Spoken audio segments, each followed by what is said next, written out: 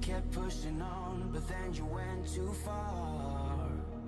When your ship has sailed and all your dreams are lost, everything is wrong, you feel like it's your fault. Just remember, I will be there for you, baby. Remember, there's nothing out there to get you, don't forget it.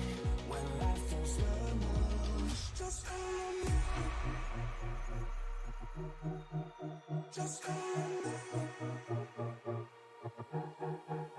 Just call on me.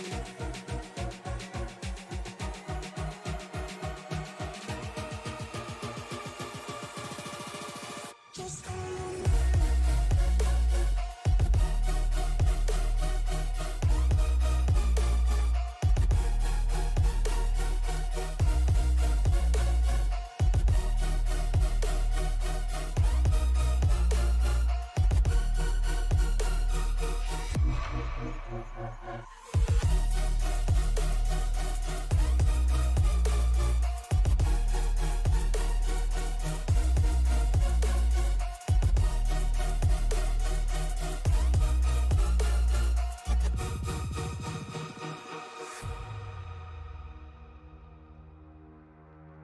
You're stronger now than you ever been. You gotta leave now, it's time to catch the wind. You will climb up high and look through the clouds, and when you're feeling low, I know you'll bounce back. Oh, and just remember, I will be there for you, baby. Remember, there's nothing out there to get you, don't forget it. When life throws lemons, just call on me. Just call on me. Just call on me.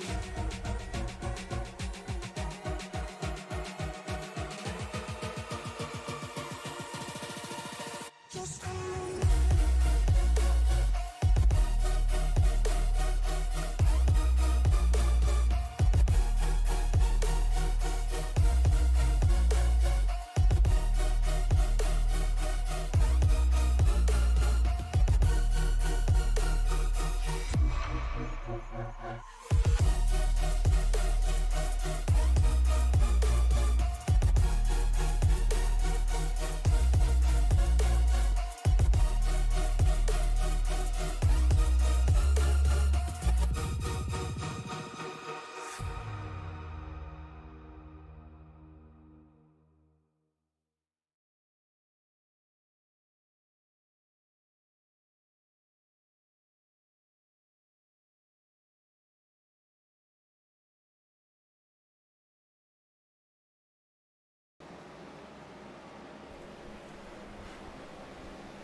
"35 races down, and it all comes down to just one." We are here in Avondale, Arizona at the Phoenix Raceway for the Season 3 finale for the Moonshiners Cup Series here on Sim Racing Media. Good evening, everybody. My name is Frank Marchese. Thank you very much for making us a part of your evening here tonight.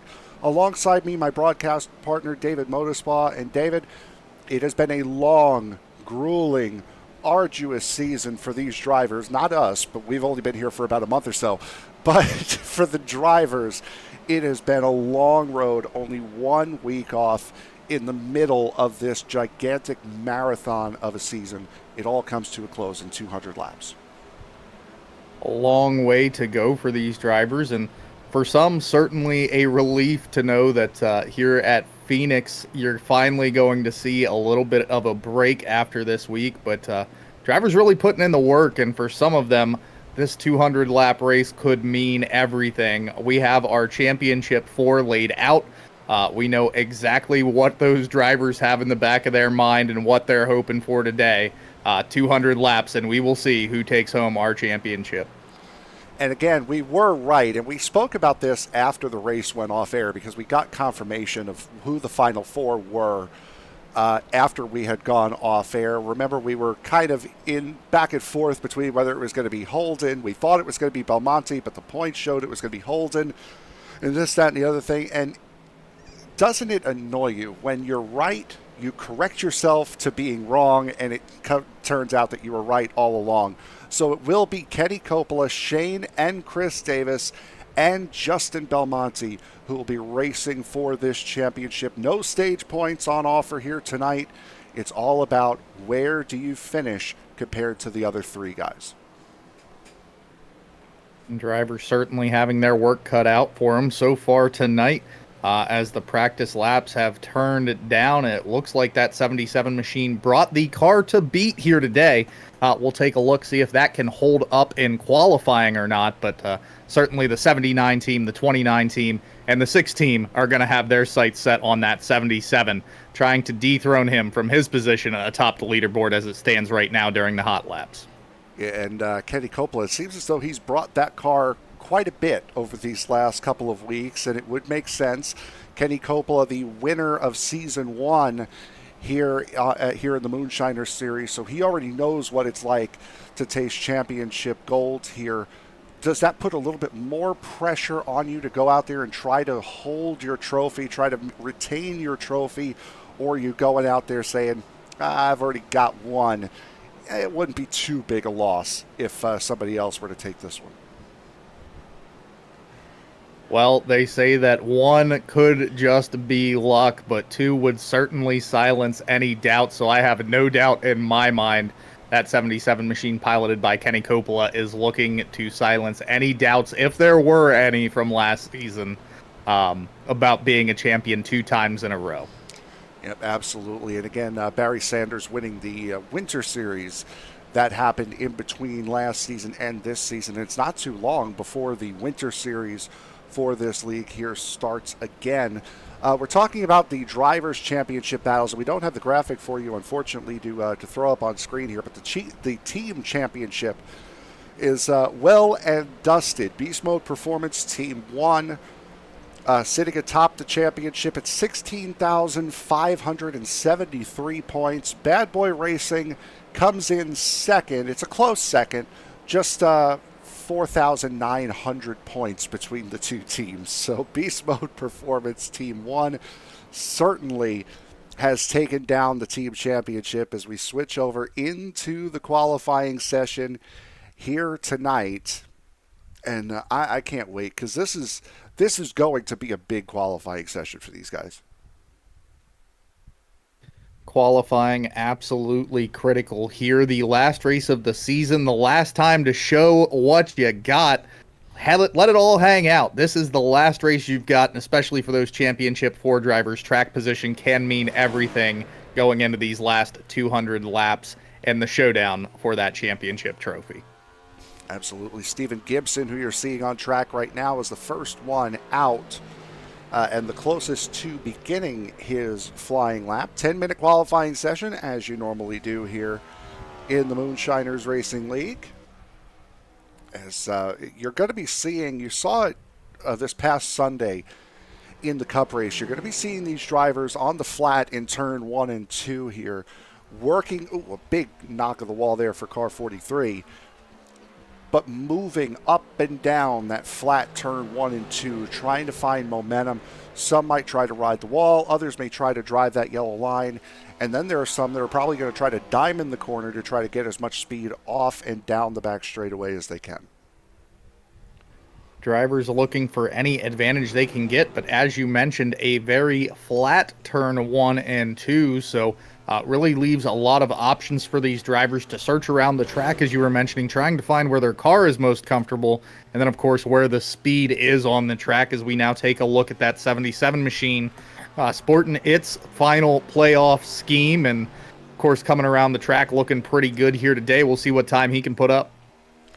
Almost looks like a Ken Block tribute scheme, kind of, in that Monster Energy number 77. Good enough only for second quickest at the moment. Chris Davis, there he is. End of lap 2 for car number 29. He will go 5th quickest. So we have 2 of the 4 championship contenders that have gone out for qualifying. And right now, by 1/100th of a second, it is Chad Sullivan as Randy Mullins goes up to P2. Here's Barry Sanders working on his second lap in car number 88, 5th position after lap 1. Some great times going up on the board right now, and drivers, of course, showing off that speed. Sullivan there to the front with a 27-27. Mullins at a 27-28, tied with Coppola on our leaderboard at the moment. Mullins, of course, having just a slightly faster time, able to get out in front of Coppola there. Holden close behind him, Young in 5th as we stand, and still 7 minutes to go in this session. We'll see what some of these other playoff drivers can do as we take a look at the 6 machine here, see where he can land on this leaderboard. Justin Belmonte, he was the slowest of the Championship 4 in practice on his first lap right now in that Warrior Wraps Ford Mustang. You saw that plume of smoke there locking up the left fronts. Going into 3 and 4, something these drivers are going to be fighting all race long. And Belmonte only manages 16th quickest on lap number 1. Belmonte leaving some work to do, but certainly a driver that has shown some speed throughout the season. I have no doubt in my mind that he will have it figured out by the end of this race and be up front racing for that championship. Yeah, he was kind of nowhere for a vast majority of last week's race at Martinsville. Came up towards the front towards the end, and he will only manage 13th quickest here in qualifying. Brandon Bikey goes up to 4th fastest here in qualifying, as Aaron Matthews has just completed lap number 1 for him. He'll go 15th fastest as the only playoff driver, the only Championship 4 driver left to qualify is the 79 of Shane Davis. Drivers still have about 5 minutes or so to get out on track here. Pardon me, almost 6 minutes to get out on track here.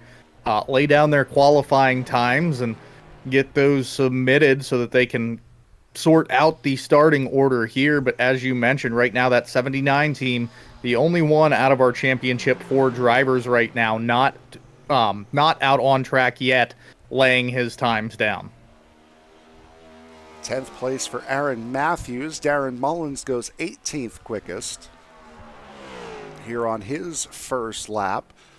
John Binder, Shane Davis, Bobby Justice, Ryan Huff, Matt Metler, Nicholas Atwood, Derek Jacobs, and Paul Gallimore are the only drivers that have not yet attempted to qualify. Derek Jacobs has gone out onto pit road but has not moved.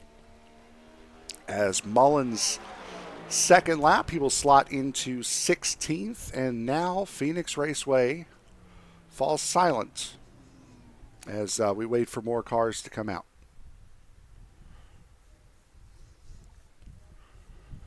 Drivers running in that 30-second bracket or so. Still have about 2 minutes before these drivers wouldn't have an opportunity to lay a full 2 laps of qualifying down. So a little bit of time here. We'll see who takes to the track next as we see the 22 machine starting to roll off, and we'll see what they can do, lay those times down here on their out lap, see how quick they can go. Bobby Justice and Paul Gallimore rolling out. Shane Davis has taken to pit road, has not rolled just yet, as Justice will open up his first lap of qualifying, coming through turn 3 and 4. Not quite the line you want to be taking coming out of turn 4 for top speed, but you know, one thing we always talk about and one thing that we always see, especially towards the end of these seasons, is lack of participation. Drivers, once they start to get to the point where they know they're out of the championship, they tend to stop coming, let other things take priority. We got 30 guys here for this race. After a 36-race season, now we're in race 36, the championship race. Only 4 drivers running for a championship. To have 30 drivers here this late in the season is spectacular. Guys that have been consistently showing up week after week, as you mentioned, even though they are not a part of these playoffs. We did see a non-playoff driver during one of the weeks of the round of 8 there sneak in and steal some race win away from our championship drivers. So there's always that hope, right? I come out on track, I participate, I'm here, I have a chance. If you don't climb in that car, you don't get behind the wheel, there's obviously no chance of having that great night. So great to see all of these drivers coming out and participating, and of course supporting this league, and then of course supporting those Championship 4 drivers who I'm sure several of these drivers are friends with in the field tonight. And these drivers that are coming out, even though they don't have a chance at the championship, those are the backbone of your league right there, because leagues are fun. As Shane Davis goes 6th quickest, leagues are fun the more drivers that are in the races. And if you're running this late in the season with 10 drivers, it can get kind of dull and boring, especially when you're set to do 200 laps around this racetrack. So to see these guys jumping in, quite spectacular, and they should all be praised for jumping in. As just under 2 minutes to go, Kenny Coppola will be the highest starting of the playoff, the championship drivers. Shane Davis, Chris Davis in the top 10, and then again you have Justin Belmonte down in 17th spot, so he's got a lot of work ahead of him, as there's still just a minute and a half left here in the session. Plenty of work to do, but certainly not an obstacle that is impossible to overcome. That 6 team has some ideas and things that they need to work on, I'm sure.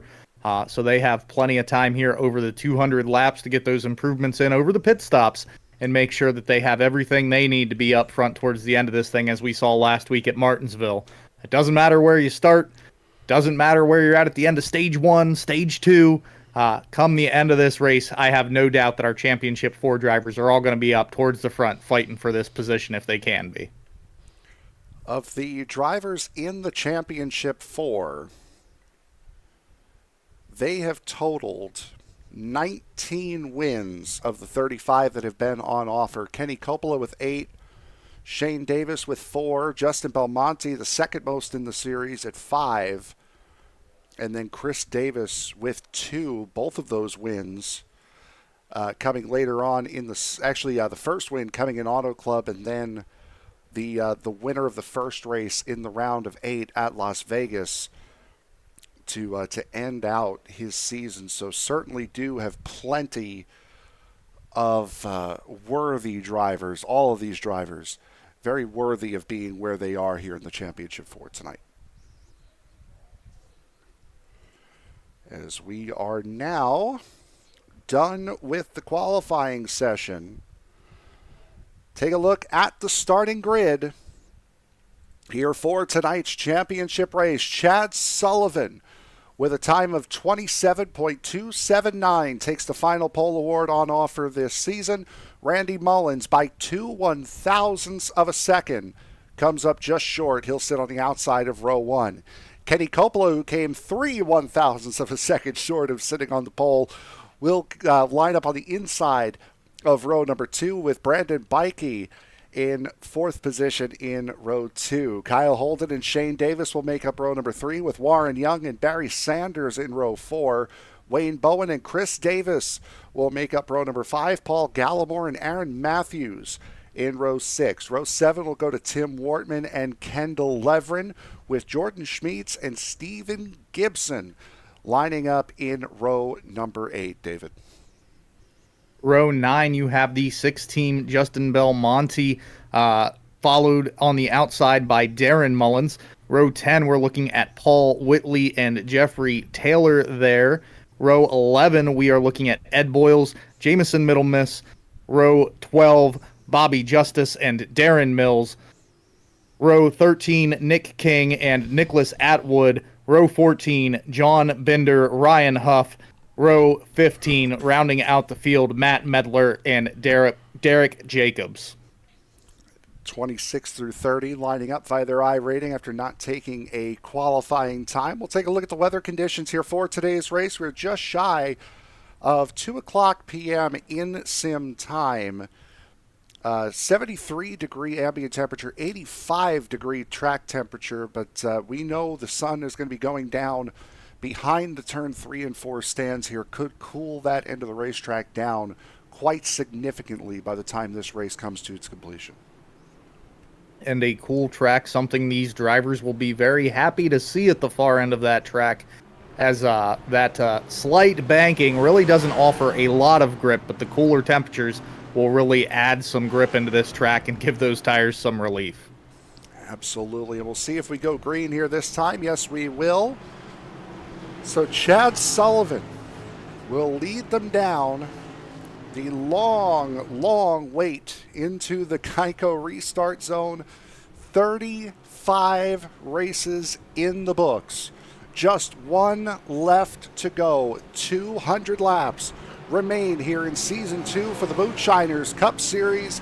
Into the Geico restart zone they go. Final 200 laps of the season are underway here at Phoenix, and I believe we've actually, we've had a false start here. Believe they have extended the caution here off the start. Not sure if they were just trying to make sure everybody was in position, but we'll set them around one more time here. It looks like the lights are off this time, so we'll get them back going as soon as the pace car gets around through the flat side of the track here and dives down pit road. Sullivan will lead them to green this next time by. So flag on the play here as we get a false start.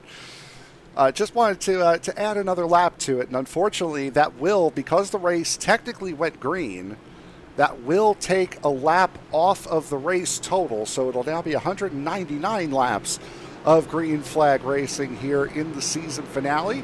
Chad Sullivan now leads them down to the Geico restart zone they go. Green flag is now officially out. Lap time has apparently been reset, and right down to the bottom they all go.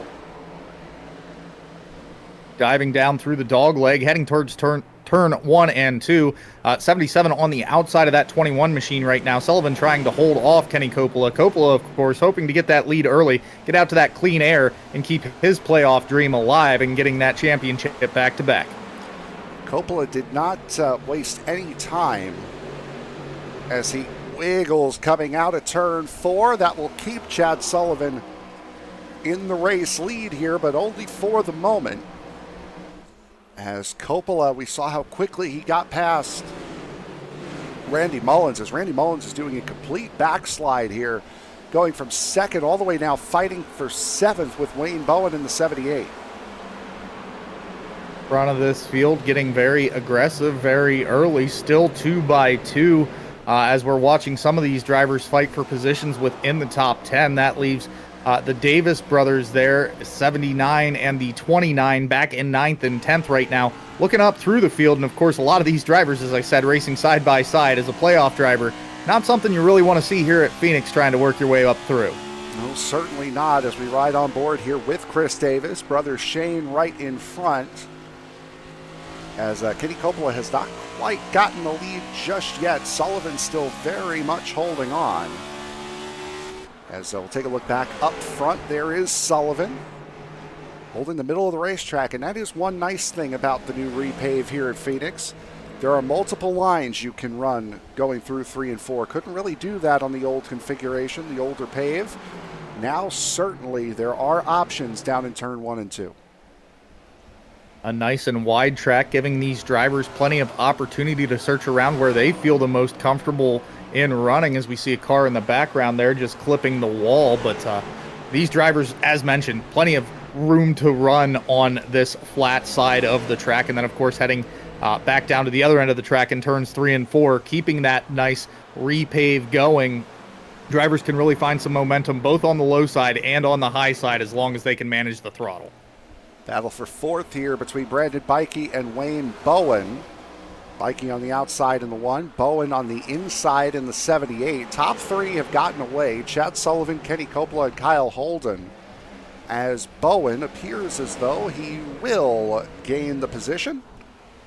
Now single file pretty much all the way through, and that will go back a little bit further beyond. That looked like Paul Whitley was the only driver that was out of line there, trying to hunt down the 2nd place finisher last week, Jeffery Taylor. And of note, that 6 machine, our last driver on the field for those playoff drivers, has made his way up and is just about to start fighting into the top 10 as he is lining up behind the 83 of Wortman right now.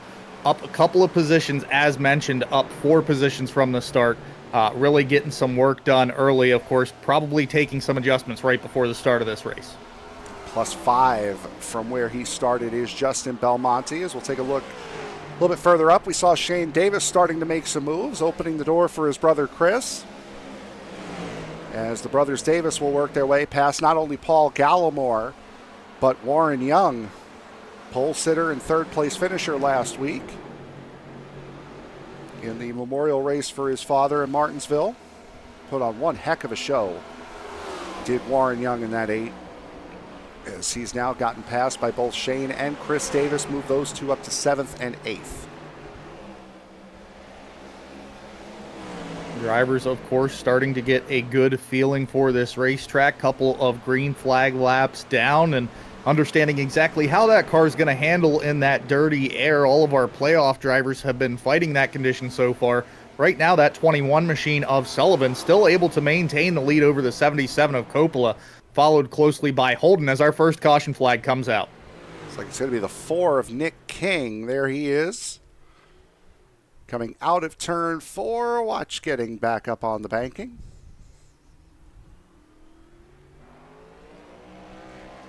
Take a look and see what happened here to Nick King. Battling towards the back of the field. That's him with the 22. Meeting of the minds coming together.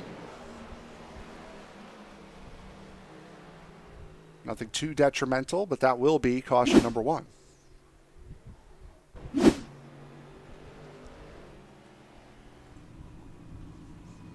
Drivers, of course, having their first opportunity here to slow things back down, bundle everybody back up, see if anybody takes this opportunity to come down pit road and make any adjustments. Still very early here, so I don't expect to see any drivers down pit road, but perhaps the 4 team and the 22 team there coming down to get a little bit of service. Other than that, I expect everybody to stay out here and kind of just work themselves back into position. Of course, that 77 machine looking to the outside of the 21 on this restart. I'm sure he has plenty of ideas of what he'd like to do to hop out to the lead early. Now, we mentioned that there were no stage points on offer. However, there will be stages tonight, just as there have been at every other race thus far this season. Laps 45 and 90 will be our 2 stages, which will leave us about 105 laps to complete to the finish. As Chad Sullivan leading over Kenny Coppola, Kyle Holden, Wayne Bowen, and Randy Mullins. Now, I know we're going to bring up the topic because of what happened on Sunday between Ryan Blaney and Ross Chastain. Now, for those of you who maybe didn't see the race or weren't watching so intently, Ryan Blaney was literally beating the back bumper off of Ross Chastain for the race lead, a race that he did not need to win. He just needed to finish ahead of 3 other drivers. This is the position that Kenny Coppola now finds himself in, albeit a lot earlier in the race. How hard are you going to fight for this lead, knowing that even if you don't win in the position that you're in, you're still going to win? For me, it all comes down to right strategy at the right time. Right now, especially this early on in the race, hey, if Sullivan wants to race me hard, he really wants to fight to keep that race lead, and especially with how you can kind of save fuel here at Phoenix drafting another car, let him stay out in front of me. I know I'm in the perfect position I need to be in to take care of that championship, but we'll see how that strategy plays out here. That 21 machine of Sullivan being fast so far off of the first restart. See if the 77 of Coppola has anything for him as they make their way back towards the Geico restart zone. I think you guys can pretty much tell now where I stood on that whole thing with Blaney and Chastain as we get set to go back to green flag racing. By the way, Chad Sullivan, the only non-playoff driver to win a playoff race, is that outside line of Coppola got really bundled up there on the restart there. That allows Kyle Holden back through, and Chad Sullivan a lane to race. And look at these guys all over the place. very atypical of that 77 machine. Usually when we have talked about him, very well timed on his restart. So now he has some work to do trying to catch back up as we catch some 2 and 3 wide action back through the field here. The 6 machine of Belmonte, of course, working closely with some other drivers, trying to find his way back up into the top 10. See if he can get some stuff done as he's still chasing that 83 machine of Wortman at the moment, working on the outside of that 83 machine as they make their way towards the last straightaway heading into turns 3 and 4 right before they get to the finish line.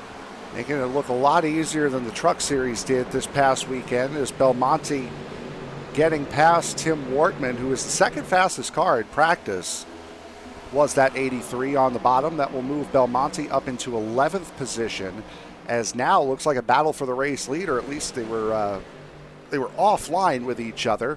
Kyle Holden starting to put a little bit of pressure on Chad Sullivan. Randy Mullins that last lap running in 4th. That Ram fabricating car, fastest lap of the race at a 27:53. Drivers at the front of this field really showing off their paces after Mullins. Things start to drop off by about 7 tenths, maybe 8 tenths of a second back from Mullins is our 5th place competitor of Bowen right now. So Sullivan, Holden, Coppola, and Mullins really doing what they can to kind of keep things close and competitive. And of course, here in just a couple of moments may have a very intense battle for that lead. Certainly. And Mullins doing something we saw quite a bit with the ISNF Cup Series that was here last week. Keeping the car in 4th gear for a vast majority of the race, as we see Paul Gallimore battling with Chris Davis. That's for the 7th spot. But you're most likely going to be rolling the flat corner, turns 1 and 2 in 4th gear. Straightaway doesn't feel long enough to have to go up into 5th, so you're going to roll through 4th all the way through the corner. And then right around here, right around where that pit exit line is, you're going up into 5th gear, so this is not a high gear racetrack. Oof. Certainly not a track that lends itself to, as you mentioned, kind of that high gear racing of constantly staying in 5th gear. Some drivers here will utilize 5th gear coming down that front dog leg into turns 1 and 2, but for the most part, as you mentioned, really just keeping this car in 4th for a good majority of this race. These drivers will be able to find their best speed, really letting that car drift through a majority of turns 1 and 2 here on the flat side of the racetrack, and then of course getting into 5th gear and getting it woed back up as we come towards the more banked end of 3 and 4, heading towards the start-finish line. Justin Belmonte is having one heck of a battle right now. Was leaning door-to-door with Brandon Bikey a couple of laps ago for 9th. Now getting sucked into the clutches of Warren Young, Tim Wortman, and Jeffrey Taylor. Has just now gotten past those two. So all 4 of your championship drivers currently running in the top 10 as Kenny Coppola now moves up into 2nd. Drivers, of course, still just fighting for positions and trying to find some nice clean air. So far, Sullivan been the only driver really been able to find that great clean air all the way at the front of this field. 77 of Coppola, as you mentioned, working his way by the 59 machine of Holden just moments ago. And then our other playoff drivers working their way up through the top. As we already mentioned, we see the 41 machine to the outside of Tim Wortman there, and that 83 machine working the high line. Jordan Schmeets in the 41. On that outside line, does make the pass on Tim Wortman Jr. Is this battle here just outside the top 10 has been absolutely fantastic. The entirety of this race thus far is now everyone's starting to get single filed out as a little bit of contact there between the 24 of Nicholas Atwood, the 4 of Nick King, and the 33 of John Binder looking to take full advantage of that. That's sun drop number 33. So we're a little bit more than halfway through this first stage.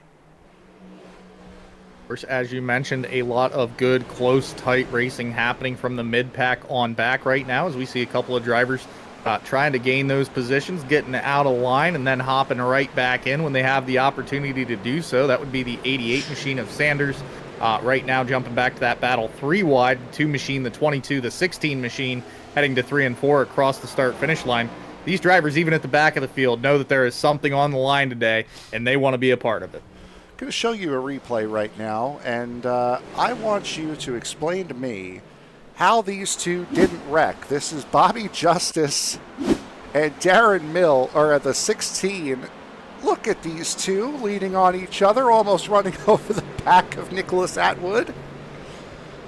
Jeebus. Drivers really being able to keep control of those cars so far, and of course, as you mentioned, those drivers really leaning on each other. I'm not sure you could have fit a piece of paper in between those two cars as they made their way into turn 3 and 4 there. You can certainly fit a couple of expletives, I'm sure, between those two, as Bobby Justice comes out with the better of it. Jamison Middlemiss in the 16 was the one that loses a couple of spots, as Nicholas Atwood up by the wall. Darren Mullins side by side with Nick King. This is for the 21st position, as King holding that outside quite well. And we've seen, especially in this car, if you can hold close on that inside line, well, to the driver on the inside line, could really compromise their exit out and do what Nick King did, which was take the position with little to no fight. And of course, getting that right position really comes down to making sure that you have the right setup in the car. Right now, that 4 machine looking pretty good as he's working his way back up through the field here after having a little bit of trouble earlier on. Caution flag out again for the 5 of Matthews, I believe. A lot of right front damage on that AASM Chevrolet. Take a look and see here what happened with Aaron Matthews. This would have been coming out of turn 2. He's battling quite closely with the 28. And 28 off the wall, and then off the 5. Wrong place, wrong time, and just the unfortunate benefactor of some extra damage there is the 5 machine. 28 getting away decently clean, minus the contact with the 5 machine there.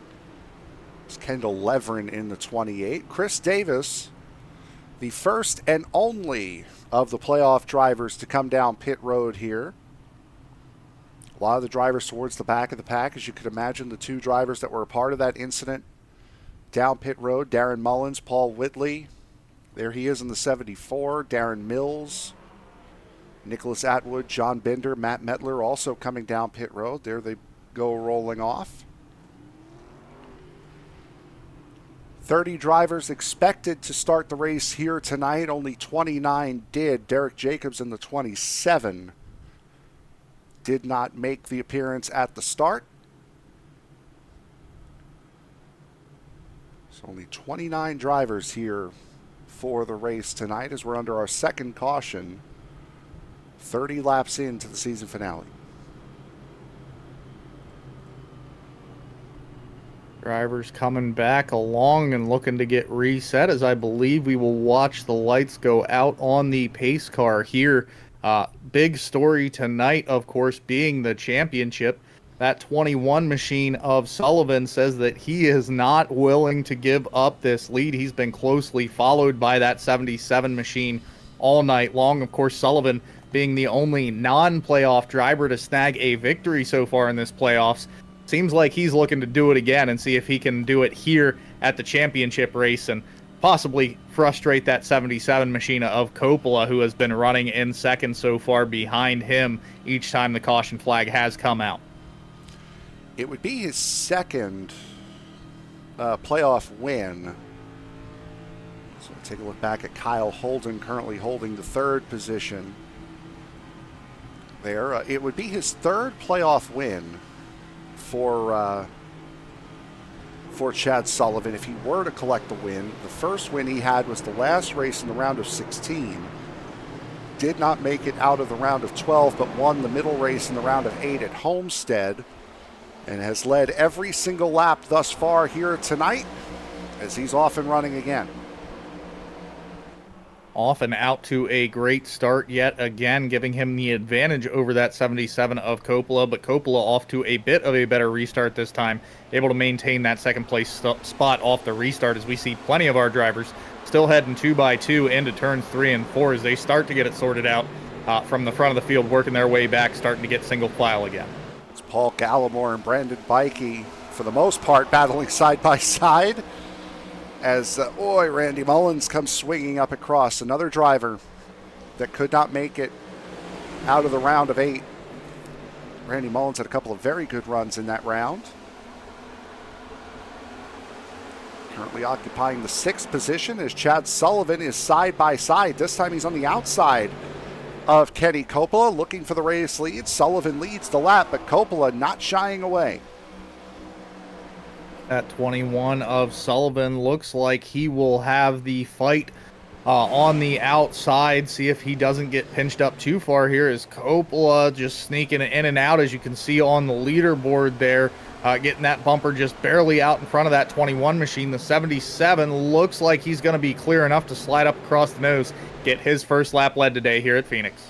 Took 34 laps, but somebody finally not named Chad Sullivan leads the race, as Kenny Coppola out in front, first of the championship 4 to lead a lap here tonight. If you're just joining us wondering why the 29 of Chris Smith is as far back as he is, that would be because he just came down pit road under this most recent caution. Of course, working his way up through the field, making his way through the field quite well so far, but tiptoeing around these drivers on older tires has him mired back in 20th at the moment. His brother, of course, who he was up next to earlier today, running in that 5th place spot in that 79 machine. That would be Shane Davis, doing quite well. Now he has his sights set all the way up to that lead, hoping to dethrone that 77 machine, keep him from winning his 2nd championship in a row. So his sights set on a rather high ping as he blinks out there.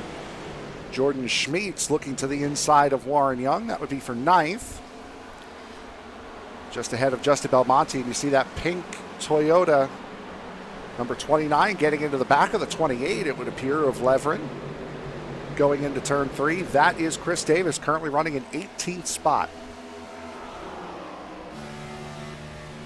And look at this mess he's having to avoid cars in. Quite a flurry of cars in front of this 29. He certainly has his work cut out for him. Hopefully happy with getting the rubber on, and I'm sure some adjustments made to that race car. But right now, certainly paying the consequence of track position, having to make his way up through the field. Yeah, if I were Chris Davis and I'm fighting for a championship, I'm looking at what I'm seeing out of my windshield right now and going, yeah, I don't want to do this again. I'm going to stay on cycle with everybody else. I'm not falling back here again. As Davis working his way through a mess right now. Drivers in front of him side by side. That would be the 28 machine of Leveren and the 11 machine of Gallimore, currently battling it out. That's kind of holding that 29 machine back at the moment. Looks like for the moment, Chris Davis will make his way by the 11 of Gallimore, following that 28 down low. And as mentioned, certainly has plenty of work cut out for him, as we see multiple drivers in front of that 29 machine getting real close and touching the wall there on the exit of turns 1 and 2. Now, he shouldn't have to pit again because he just came down pit road under this most recent caution. We're going to have another one here in a couple of laps when the stage comes to an end. Right now, Kendall Leveren in the 28 is the highest running of the drivers that took tires under that last caution. Running just ahead of Davis in the 14th position, so it's quite touchy, but they are certainly moving up. Another driver on fresh tires from earlier on is Barry Sanders here, the 88, running in the 11th spot. He came in under the first caution back on lap 11, as did Nick King, who's running in 20th. So those guys, might expect those guys to stay out here under the stage break in a couple laps. certainly would think that there is some strategy in mind. It's going to be real close, especially for that 88 machine. We'll have to keep a close eye on them, see if they decide to come down, as we have had quite a bit of green flag racing between here and there. But as we stand right now, coming back around this time, we should be 2 to go to the end of the stage.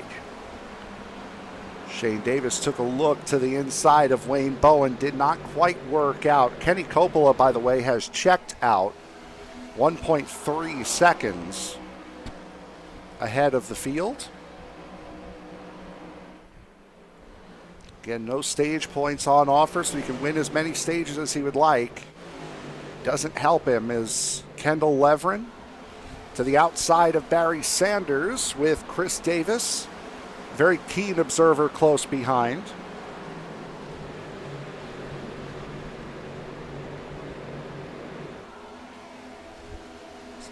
Leveren gets the spot. Davis follows through. Davis, of course, using that to his advantage. Leveren being able to kind of pick his way up through the field, leaving Davis the advantage of just following behind pretty closely. Seeing the 77 machine of Coppola coming around, this should be the end of the stage, grabbing that stage win yet again as we see the caution flag come out for the stage. Kenny Coppola wins the RS Button Box's Stage 1 victory. One more green and white checkered flag left to award this season. Kenny Coppola takes the first. We'll see who will take the second when we return. You are watching the Season 2 finale for the Moonshiners Cup Series from Phoenix Raceway right here on SRM.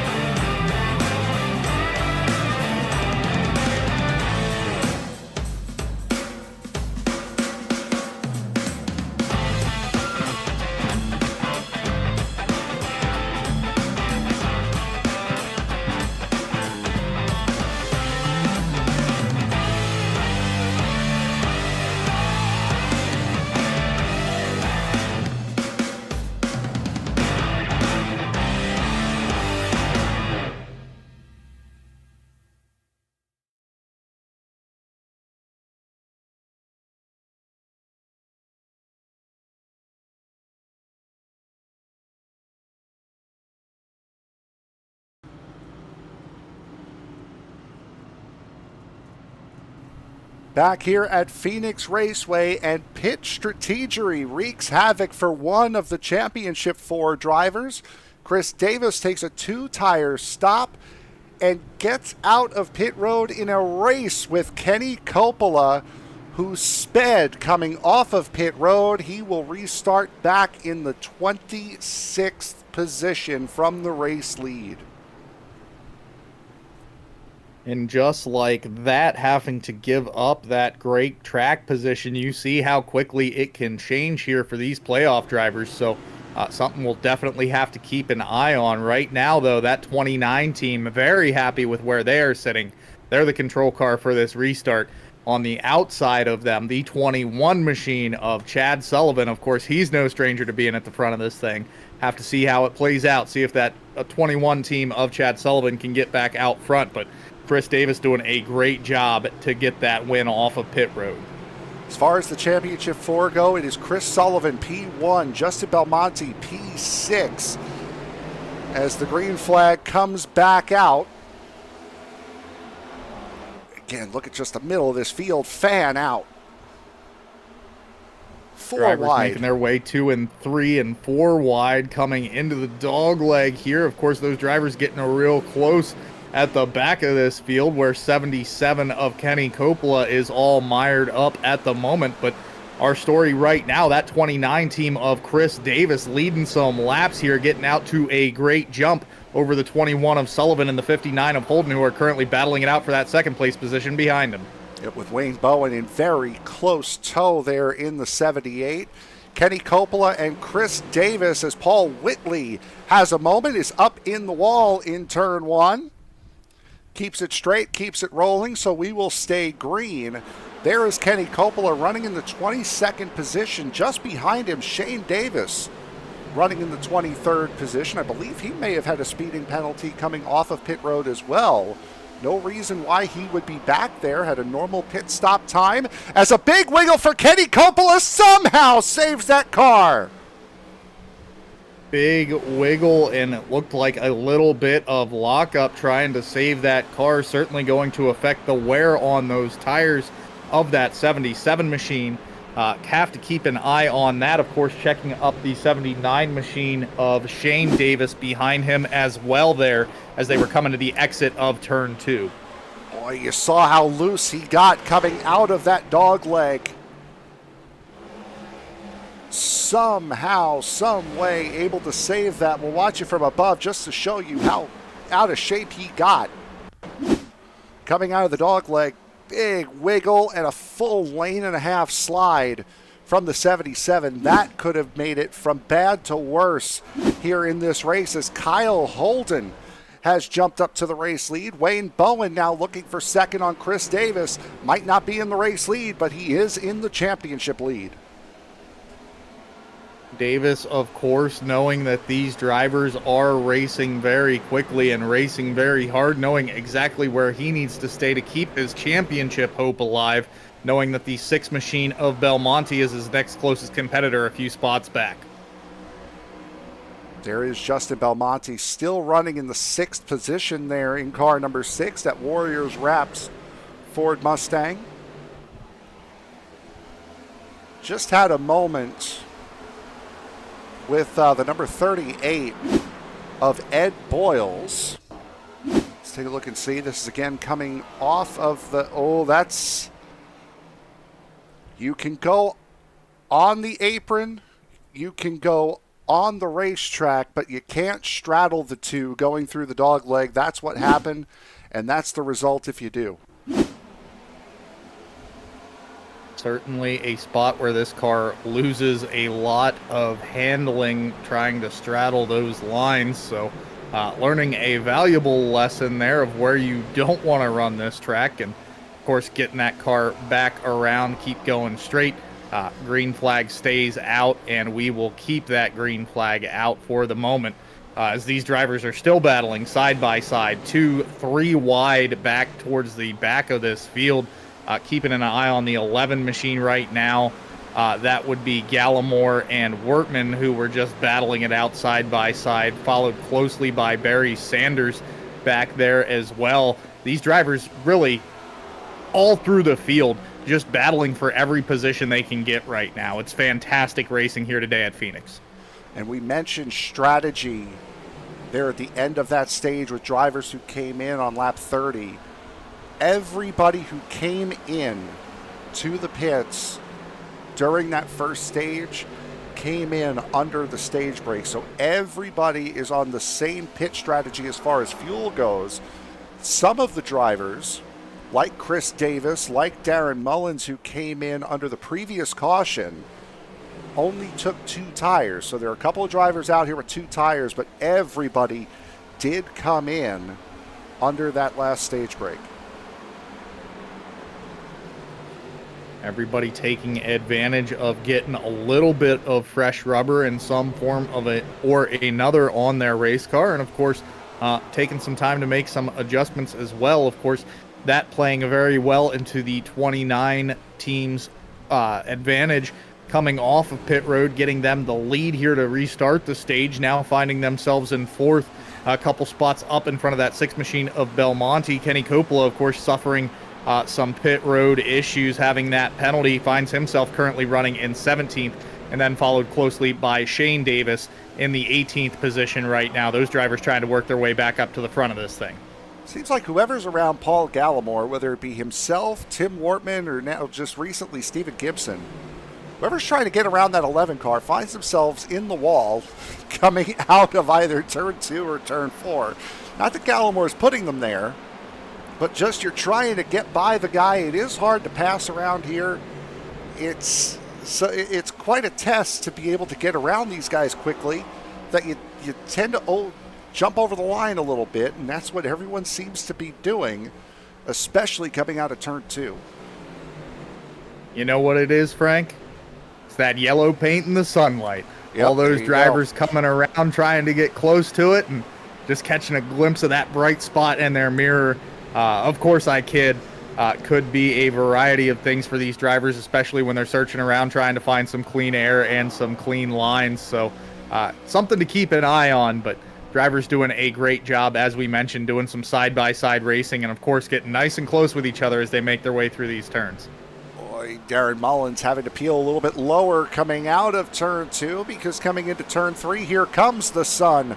Paul Gallimore not quite close enough to make a move going into turn 3. This is for the final spot in the top 10. Mullins currently has 10th. Gallimore looking for it. Aaron Matthews trying to get around Warren Young, and there are Kenny Coppola and Shane Davis right now running in 16th and 17th.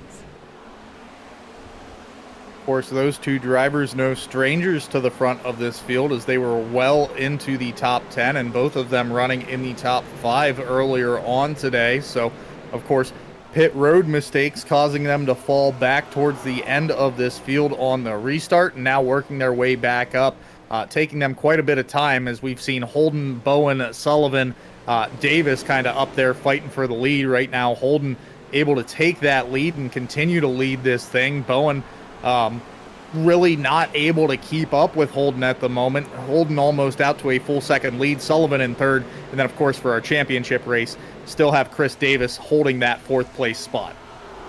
We are keeping quite a nice pace, I will say. And, David, I will apologize to you now if it turns sour. We've only had 2 cautions here today.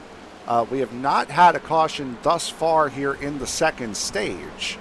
I want to take a guess to how many cautions we had back back in March. Oh, I would venture to say that, especially with the package and the way things were on the iRacing service, that things were a bit crazy back then. But as to the number of cautions, I'm not sure, Frank. That'd be 22. So 2 in just about half of this race compared to 20. Figure the 2 stage cautions. So we're running a pretty nice pace at the moment. Keeping these drivers on their toes, and of course taking some lessons learned then from the spring race here in Phoenix. Great to see how these drivers are racing now, and of course with practically no experience there towards the beginning of the season in March, and then seeing them here with all the experience from the season. Great to see how these drivers are doing and really just working around each other, not causing a whole lot of issues with each other, but being very respectful, especially around those playoff drivers. Kyle Holden has gotten out to a 1.2 second lead up here at the front. Wayne Bowen currently holding the second position, just ahead of pole sitter Chad Sullivan. Sullivan running in third. Chris Davis, right now your championship leader, running in fourth. Brandon Bikey in fifth. And Justin Belmonte, he can see Chris Davis, and at least for this point in the race, if you could see him, you could be a little bit more calm about what's going on in your race. And as you mentioned, just being able to keep an eye on that championship lead, that 6 team, I believe, is just kind of turning some laps, setting some pace, getting a feel for what they need to do. Of course, really changing from where they qualified. They were all the way back in the 17th position to start this thing. So they have made some adjustments, certainly taken some notes down on what other drivers were doing, found themselves in a great position at the moment, just trying to figure out what they need to do to get to the end of this thing. And of course, work up another couple of positions and be in the lead for that championship. And for Chris Davis, qualified in 10th, the last of the 3 Championship 4 drivers that qualified in the top 10, was running in the middle of the top 10, right around 6th, 7th with his brother. Came in, took a pit stop, finished, 14th in the stage. Then took the 2-tire stop to get that track position back, because I'm sure, just like me, I wouldn't have liked that view I was seeing. Decided to get back out front. I wouldn't say caused Kenny Coppola to speed on pit road, as Coppola battling with Darren Mullins here for 11th. But a nice little recovery here, a quick reset for car number 29 here running in 4th. And it certainly wouldn't be the first time I have said it, or certainly anyone who follows NASCAR religiously wouldn't be the first time that they have heard this phrase, but if you follow the leaders and constantly do the same thing, you are bound to have the same result week after week, just trying to figure out why you couldn't beat them. So great heads up racing for that 29 machine of Chris Davis, bringing that car down pit road, kind of getting themselves off cycle on that first stage there when they had the opportunity with the cautions. And then, of course, being able to maintain this track position here. Great call on a 2-tire stop to get it back out front.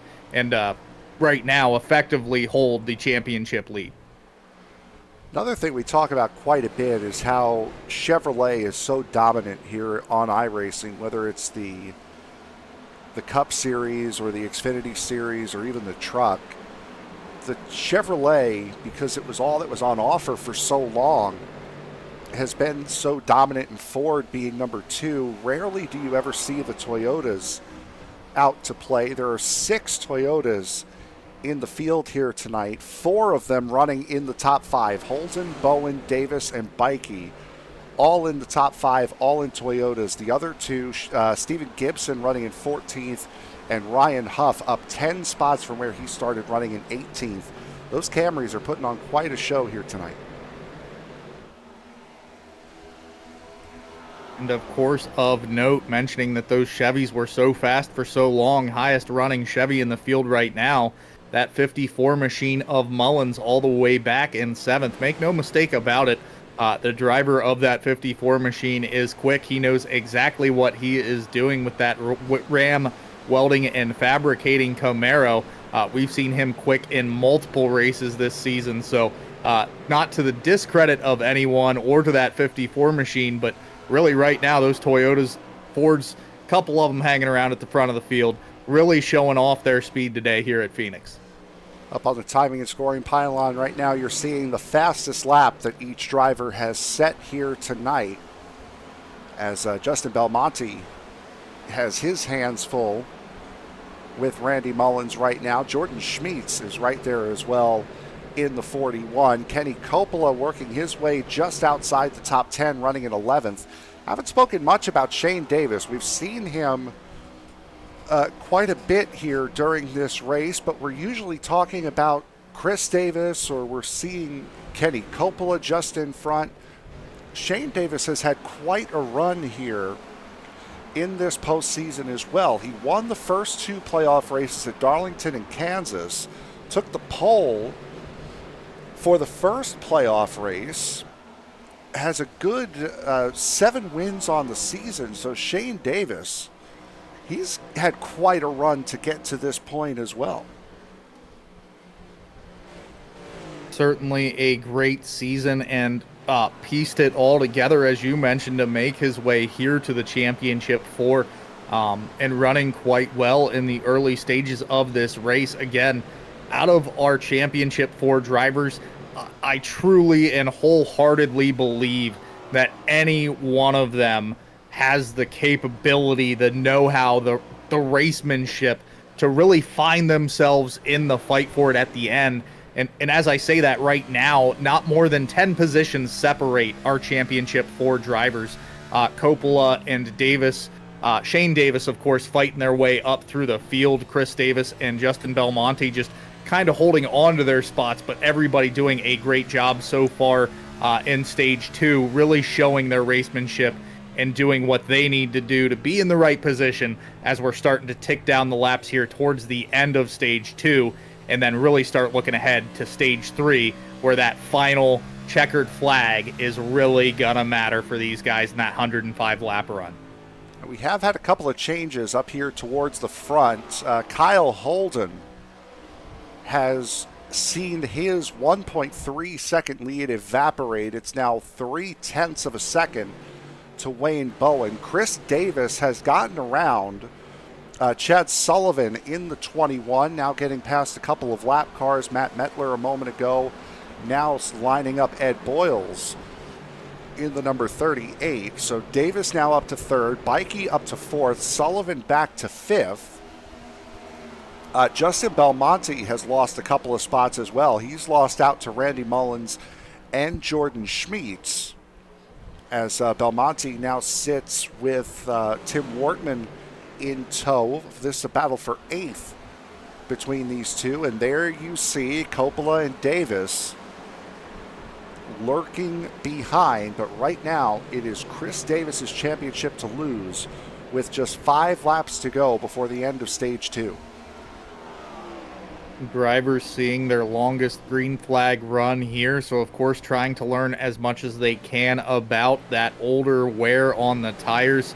Of course, that 6 machine getting some good information right now, knowing what they have to change, as they've made a bunch of changes so far to that race car. And then, as you mentioned, that 77, 79 machine now starting to get up there as well. But that 29 of Chris Davis able to get out well in front of these other 3 playoff drivers and really kind of set himself up in a very comfortable position as we're looking towards the end of Stage 2 here in just a couple of laps. He's not only 5 positions clear of Justin Belmonte, he's also 3 seconds clear, which come 4 laps from now won't mean a thing when the caution comes out. As Coppola really diving in on Tim Wortman, hoping Wortman would move up. He did not, stuck his line. And Wortman will, at least for the moment, hold on. Nope, he won't. Up the hill he goes. Kenny Coppola leaning on him, going through 1 and 2. Coppola back into the top 10, now running up in 9th here as Shane Davis looks to get back into the top 10, but Wortman really fighting back. Wortman not wanting to give up that spot to the 77 machine. 77 had to work all the way down in that low line, use some side draft, eventually manages to get by. 79 of Shane Davis able to take advantage of that battle happening between the two, also able to get around that 83 machine of Tim Wortman. That leaves the 6 machine of Belmonte left between, or no cars left between him and the 77 machine of Kenny Coppola and that 79 of Shane Davis. Championship 4 back in the top 10 again. Kyle Holden, at least for the moment, looks as though he is going to withstand the pressure from Wayne Bowen as he dives into turn number 3 for the final time here in stage number 2. A caution-free stage number 2 as Kyle Holden wins the final green and white checkered flag. The RS button box second stage goes to Kyle Holden. And some great racing out of stage 2 we have seen so far. Holden able to get that win, followed closely by Bowen. But as we run right now, if it was all to come to an end, the real story here, that 29 team of Davis able to put together a great run on some pit strategy. We'll have to see what these drivers can do as we'll be looking at stage 3 here shortly.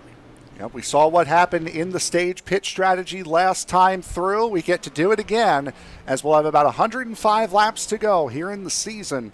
Once this race sorts itself out, Chris Davis, the first of the championship 4, will take a quick break and be right back with stage 3 when we return.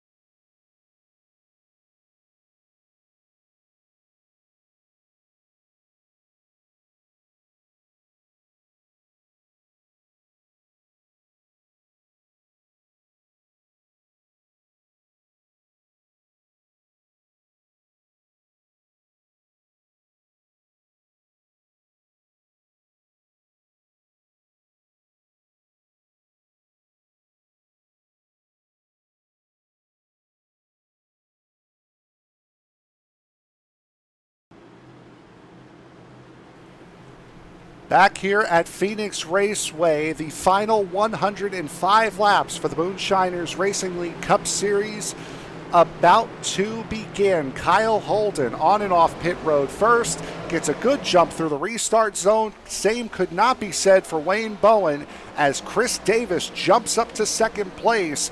All of your championship 4 that time were good on pit road. They're all in the top 10. And of course, being good on pit road means these drivers will see a lot more of each other for the beginning of stage 3. 77 of Coppola starting very close with the 79 machine of Davis. Right now, 6 and 79 machine of Belmonte and Davis starting to battle it out for their positions back in 8th right now. And the 7th place spot of Schmitz, who sits currently above that 79 machine of Shane Davis. Plenty of spots to be made here off the restart, and of course drivers doing everything they can to get it done going 2 and 3 wide through turns 1 and 2, and of course trying to get it narrowed back out here as we come to 3 and 4 and back into the dog leg. Just like we saw in real life this past Sunday, you do not have to win the race to win the championship. So right now, Chris Davis would be your champion. Kenny Coppola second, Shane Davis third, Justin Belmonte will come home in 4th as, a big wiggle. That's out of Kendall Leveren in the 28. Keeps the car straight in front of Barry Sanders. That was back in 14th spot. Staying green. We haven't had a caution since lap 30. That wasn't a stage caution, I should say. Oh no, contact between Belmonte and the 73 is a big pile up here. I'll just bite my tongue from now on.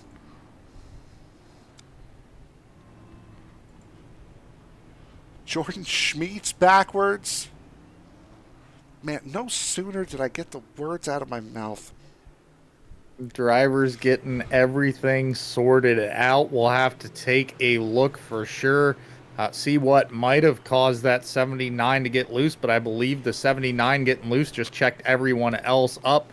Really not having anywhere to go on track, just caused a big pile up there in turns 1 and 2.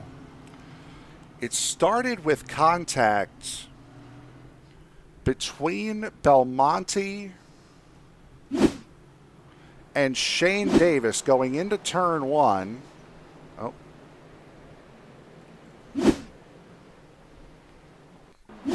That's what got everything sideways. There he is, and then there's the one hitting the brakes. And fortunately, the 79 is able to go through here without any damage. But again, it's the accordion effect on the pile up behind it. There's the contact there. 1 checks up, 41 checks up into him, 11 into him. I mean, it just all went off from there. Ooh, Nicholas Atwood, wrong place, wrong time. Drivers, of course, getting things back sorted. Doesn't look like there was anything that was an extremely hard hit, so drivers should be able to get these machines repaired fairly quickly. Riding on board with the 11 of Gallimore here, getting a better look at just what happened. 79 came up, and as you mentioned, everybody just checking up, trying to avoid the incident in the middle of 1 and 2, and of course a spot where you're not really having the greatest visibility coming through those turns either. Certainly not, as here's Aaron Matthews' perspective of it. He'll get clipped just at the end of this by a wild Schmitz.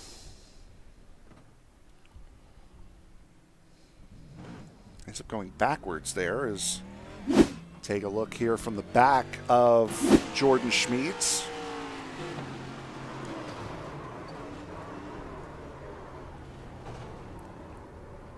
And then, boop. Just a little nudge. Nothing too serious. But enough to send Aaron Matthews around. So that will be just our 3rd caution for incident. Chris Davis, Kenny Coppola, Justin Belmonte, Shane Davis, all still in the top 10. They're all in the top 7, as a matter of fact. Kyle Holden out in front. As this field now, with the drivers that are coming down pit road because of this incident, there's going to be a big shake-up here in the top 10. A lot of opportunity for some strategy change, but looks like all of our playoff drivers remain where they were prior to caution flag coming out. keep an eye on those other drivers towards the back of the field. See if fresh tires and longer fuel strategy aids them and possibly gets them to victory lane over one of these Championship 4 drivers today. Getting set to go back to green flag racing here. Kyle Holden electing the inside line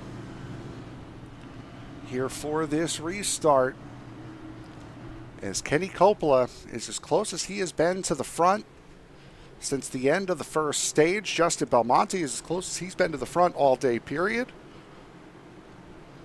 Same thing could be said for Shane Davis in the 79.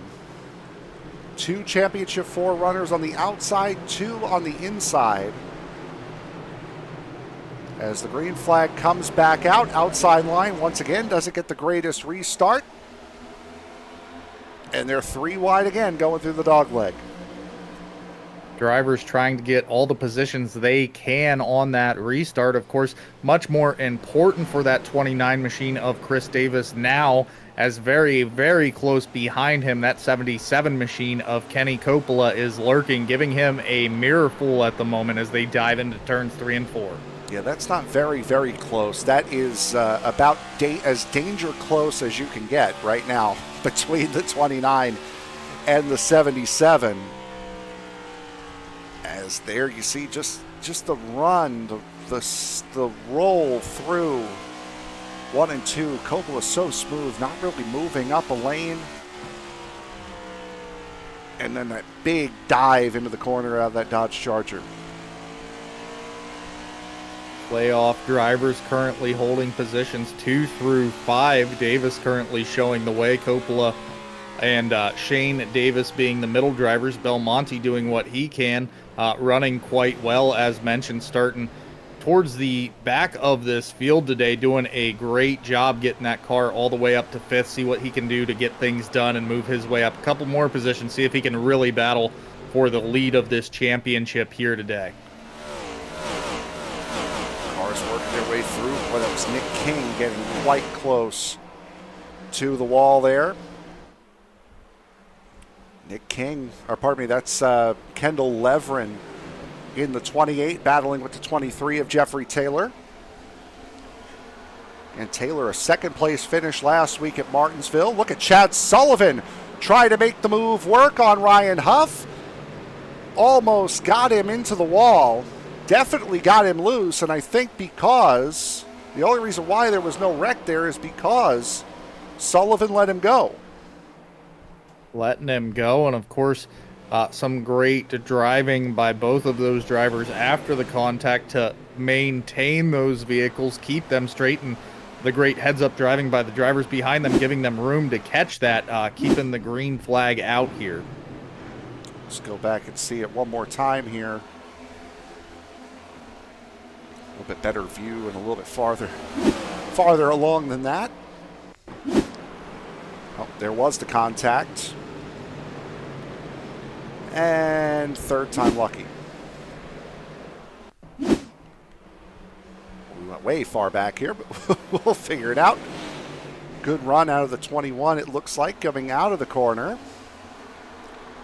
Huff looks to the bottom, and this is, go figure, it's the lap before. We saw it, basically.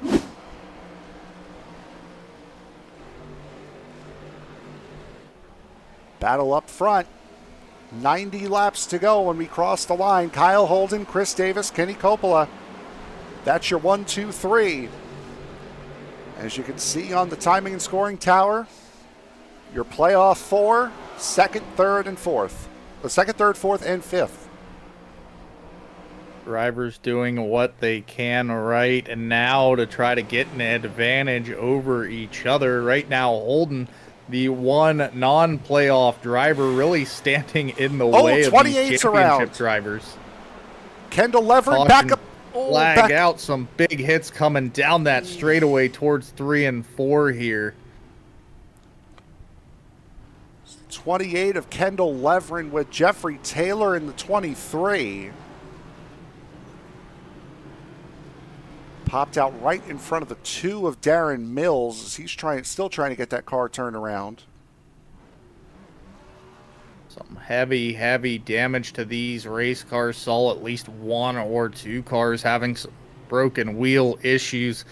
Certainly not steering quite the way that they were before. Quite a bit of damage to the right front of that 2 machine that we're keeping an eye on right now. Some hard licks coming down that straightaway. Here we go. Speed door to, oh no, 28 just gets loose coming out of 2. And then up the racetrack they go.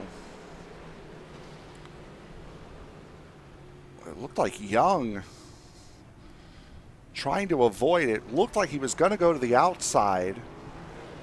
And then when he realized the balcony was closed, tried to swing it back down to the bottom and the back end came out. Let's take a look and see. So on board of Young. Sees the accident, lets off. Yeah, just wanted to go low, but just had no room to get back down all the way there. So, Tony would call that the hallway. It's a very narrow bit of racetrack with no runoff. So it does make it quite difficult to maneuver. As Justin Belmonte giving up the 5th position to come in and pit. So Justin Belmonte will have the freshest tires by 20 laps of his Championship 4 competitors. Certainly saw the off-pit strategy play off for Chris Davis as those stops then cycled around towards the end of, well, it was the end of stage 1, then giving him an advantage of pit strategy, being able to take some 2-tire stop in fuel at the end of that stage, see if it can play out in the favor of Belmonte here, as those pit stops are likely to come here within the next 50 to 60 laps towards the end of this race. See if he has any advantage over his competitors, maybe able to take a little bit less fuel and maybe the 2-tire stop. See, the change in color represents the change since the most recent pit stop. Wortman and Bikey both came in on lap 101. Now, Bikey also came in here on lap 112. So that is your current pit strategy right now.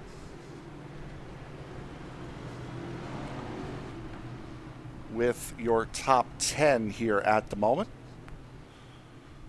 So the top 6, Kyle Holden, Chris Davis, Kenny Coppola, Wayne Bowen, Randy Mullins, Jamison Middlemiss, all came in on lap 92 at the stage break. Tim Wortman, running in 7th, came in on lap 101, and everyone behind came in under this caution. Drivers getting them stacked back up, fresh tires or not. We will be going back racing here. Control car, that 59 machine of Holden, getting ready to come into the Geico restart zone. Chris Davis in that 29 machine, seeing if he can get an advantage this time on the outside as we are about to come around, hit that restart zone. Green flag down and away. 77 able to get a great jump behind that 59 machine, get out in front of that 29 machine of Chris Davis, move Coppola up to that 2nd place spot, and he's been fast all day long. Wouldn't it all be surprised to see Davis really have to work to get this position back from him? First time since the end of stage 1 that Kenny Coppola finds himself as the first of the Championship 4 drivers, getting past Chris Davis there on that restart as a mess of cars behind as Jamison Middlemiss starts to fall back on that outside line. Justin Belmonte is up to P7. Shane Davis, and a caution comes out, as I believe that was Matt Metler who was caught up in the middle.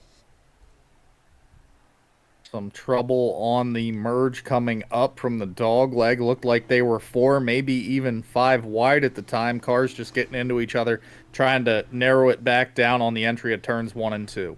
That's Warren Young there down on the bottom of the racetrack. Also saw the 11 of Paul Gallimore up in the wall in turn 2. take a look and see here what happened to Matt Metler. Takes the, oh, he got loose in the dog leg? That's interesting. Had a little bit of looseness coming out of the corner. Looks like he caught the 11 machine of Gallimore, and that's kind of what started the chain reaction of events that then got those drivers behind them all involved. Here is the incident on board of the 11 of Gallimore. Just a completely innocent party, and he would not have seen that coming.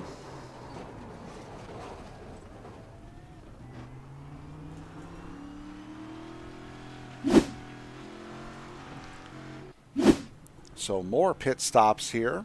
Randy Mullins comes down pit road.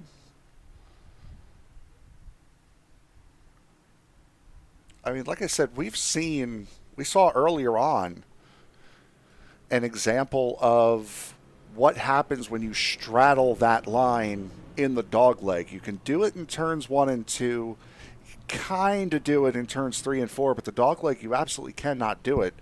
That was not the case there. Metler just lost it. Having some instability, possibly checking up. Wasn't sure where the 11 would be as he merged back up. I'm not 100% sure what happened to the race car there, but certainly some instability that led Metler to get extremely loose there and then caused the incident with the 11 of Gallimore.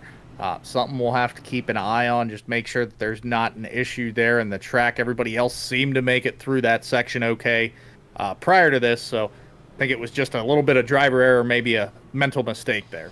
He had just come into pit road as well. He was one of the drivers that came in on lap 112. Was Matt Metler. And Metler, because of where he pit, he's going to be 13th. Now, we spoke about this with the SCL. You have not broadcasted a race in the SCL International Series with me just yet. I've broadcasted about 3 seasons worth of their races now. And it seems like every single race there, somebody crashes from, say, 10th, 11th, 12th, and come out of pit road to restart in like 4th. I still have not figured out how to crash and come out better for it on the other side. Well, certainly when we hop over there in about a week's time, I'm going to have to take some notes and see if I can get that strategy figured out, because I know that's definitely something I could use in my racing. But lights out on the pace car. We will be going back green flag racing, holding the control car. This time, 77 machine of Coppola on the outside line. Chris Davis behind the control car, that 59 machine of Holden on the inside line. See if Davis can get that second spot back from Coppola here. Outside line has had horrible restarts all race long, so I would not be surprised if the 29, if he had a good jump here, would be able to get that spot.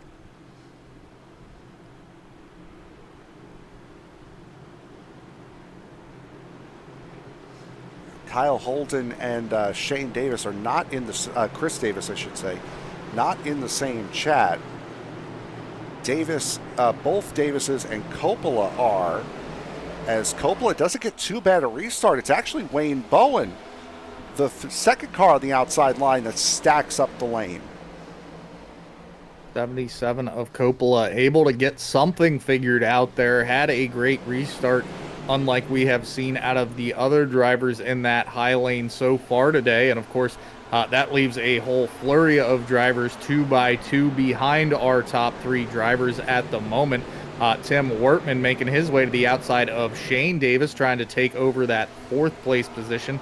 Looks like he is able to get that done coming across the line, but very shortly after that 79 machine able to regain control of that 4th place spot. Still battling it out here in 1 and 2. Looks like they are almost 3 wide behind these guys. Drivers really trying to get any position they can right now after the restart. Now, Bowen is not in the greatest of spots because, again, Bowen came in on lap 92. He is the last of the cars that came into pit on lap 92. So he's going to be at a tire disadvantage to everybody around him, which may explain why Davis and Wortman almost have it coming together. May explain why he was slow off of that restart, maybe just spun the tires, as a couple of heat cycles on a set of these tires does not help them at all. Certainly could have also been the case of just not wanting to spin a tire, taking it a little bit more cautious on that restart as we see him now. Oh, Justin Belmonte! Machine. Oh. Able to keep it straight back up into the wall, and plenty of issues for the drivers behind him. Caution flag out. Everybody just trying to find a clean spot of the track to make their way through. Not sure about that one. There was plenty of lag in there and plenty of net 100%. 100% net code from what I could see there. Of course, drivers were racing in very close proximity, leaning on each other as well.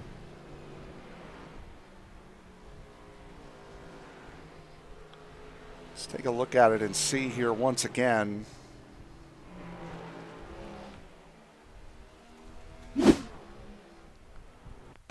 Looks on Justin Belmonte here is, I mean, that's,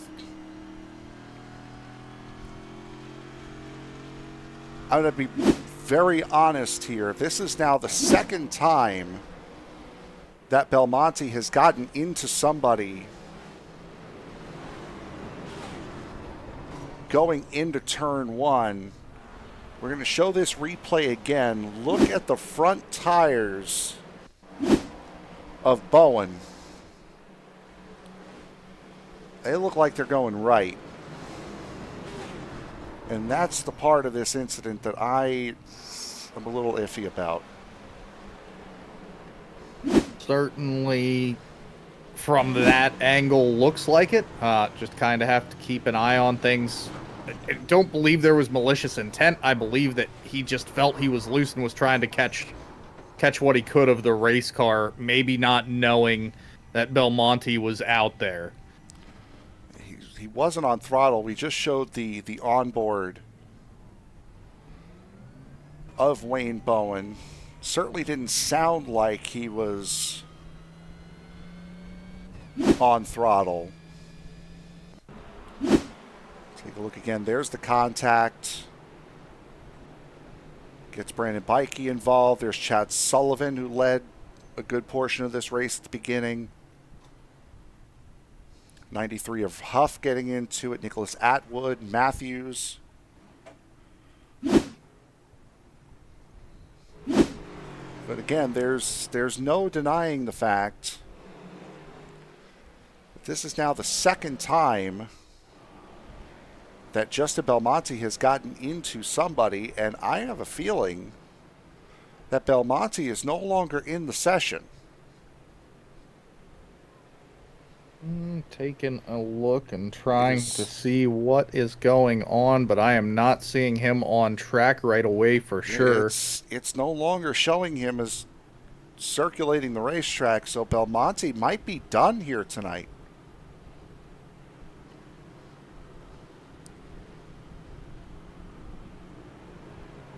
Certainly will keep an eye on things, as that does have an implication in our championship, but our other drivers still out and turning laps, are doing everything they can right now.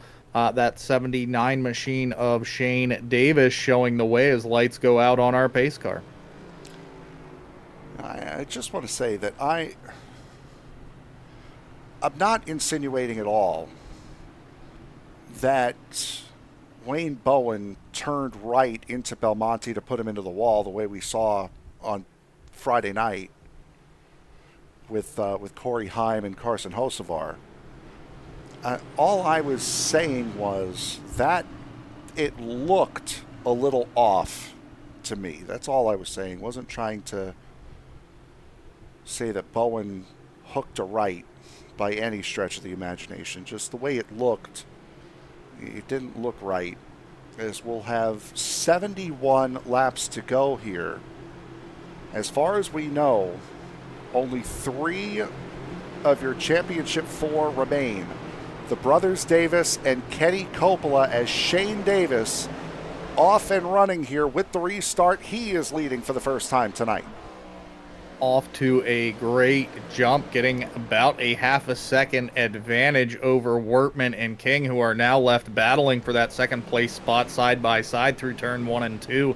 Everybody else behind them, of course, battling side by side, trying to get their position sorted out. Looks like Wortman does come out on top and will make his way into turn 3 and 4 in second. King close behind. Chris Davis there in 4th, followed by Jamison Middlemiss. That leaves Coppola all the way back in the 8th position at the moment, trying to fight his way back up to the front of this thing so that he can keep his championship hopes alive. Nick King up here in the 3rd position as well, as Nick King is, remember, he was backwards on lap 9 here. Now running up in the 3rd position, Chris Davis, loose out of turn 4. Watch out, no one hit him, please. Stay in green now, the caution comes out. Big moment for that 29 team, but thankfully able to get out of that without taking any damage from cars behind. Everybody able to get away around him, but certainly a brown pants racing moment for that 29 team.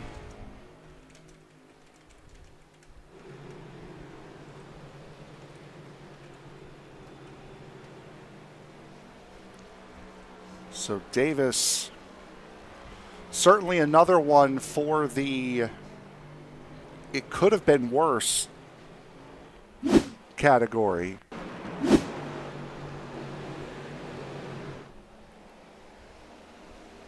As it looks like he just gets loose coming out of turn 4, and very fortunate that no one hit him. Dave, would you check your messages, please?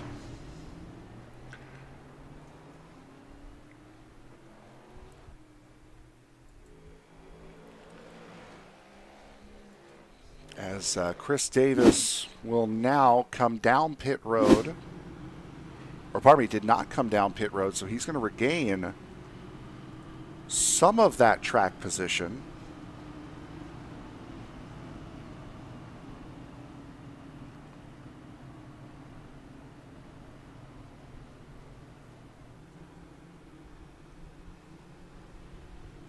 And looks like he will restart in the 10th position. So the 3 playoff drivers that remain still in the top 10.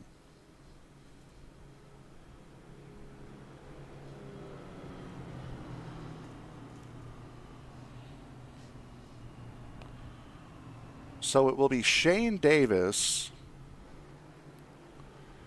Tim Wortman, Nick King, Jamison Middlemiss, Barry Sanders, Randy Mullins, Kenny Coppola, Chad Sullivan, Kyle Holden, and Chris Davis. You want to talk about a different top 10 from what we've seen in this race.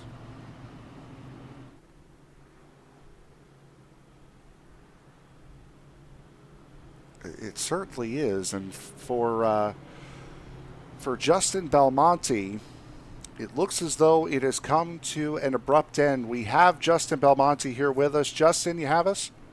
How's it going, guys? Going good.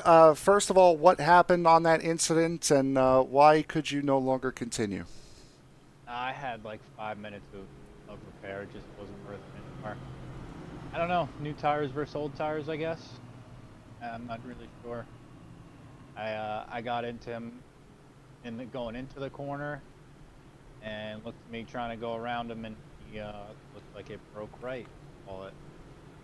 That was that. That was your second incident there going into turn 1. Was there anything particularly tricky about turn 1, or just different braking points for different guys? No, I think just braking differently. I think he might have had older tires. I had just hit there. Different speed football. Trying to make the most of what you can when you got, track bunched up like that. Well, Justin, one heck of a season you put on. You'll finish 4th here in the championship. Any shout-outs, congratulations, thank you that you'd want to give out? Yeah, shout out Barry and all the guys that put the league on. Shout out you guys for putting races on every week. It's pretty cool you broadcast them. So thank you guys for doing that. It's been a pretty good year. I can't really complain except for tonight, I guess. Right? Well, congratulations on a successful season, even though it didn't turn out the way you wanted it to. Justin Belmonte, congratulations on making it to the championship 4, bud. Thank you guys. Enjoy the race. So that was Justin Belmonte you just heard from there. Done for the night, done for the season, as the championship now down to 3. As it will be Shane Davis and Tim Wortman Jr. lining up. Green flag back in the air. Another great restart from that inside line. Shane Davis in the 79 able to get out to a great jump yet again. This time King able to get the advantage over Wortman before they make their way down to turn 1 and 2, but that leaves everybody else behind them yet again, battling 2, 3 wide there at the back of the field. It looks like a couple of those drivers really starting to try to make their way to the front on these fresher tires. Oh! Now pit strategy's really coming into play. Wortman getting down to the inside of that 79 machine. Check up the whole field here. Have to see how this one plays out. Who can come out clean? That was a big dive from Tim Wortman, and it did not work out, especially for the race leader, Shane Davis. Didn't look like he took a hard hit, but the hits that he took looked like it's going to be enough to upset his race. As Kenny Coppola and Chris Davis appear to have gotten out of that relatively unscathed.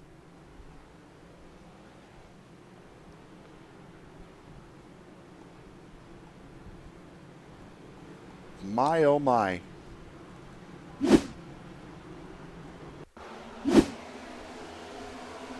Wortman takes a peek under King. Right into the driver's side door. I think the only one of the championship 4 remaining that didn't get damage from that was Coppola. We saw Coppola able to sneak by on the low side before things really started piling up. The 29 of Davis taking maybe just some minor damage. Have to keep an eye on everybody else here. See how it plays out. See who tries to get some things repaired. See how it affects them. On board there of Shane Davis. Let's take a ride on board now with Chris Davis.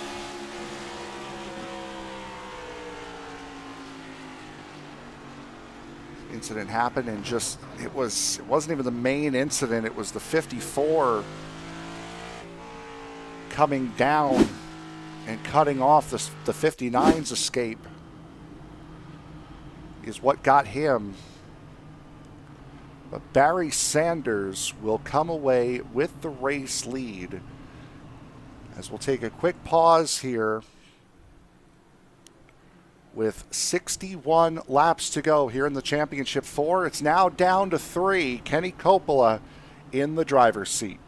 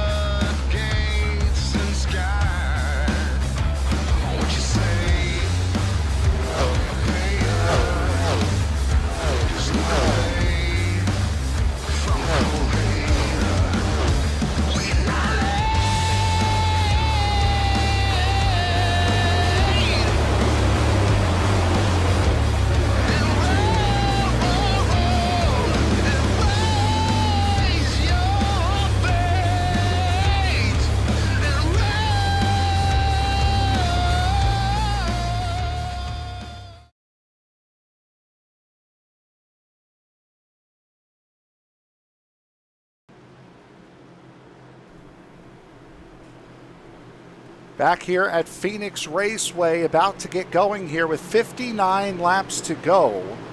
Barry Sanders out in front in the race lead. Kenny Coppola, a good restart there from Sanders, leaves Coppola in the dust. Chad Sullivan in hot pursuit in car number 21.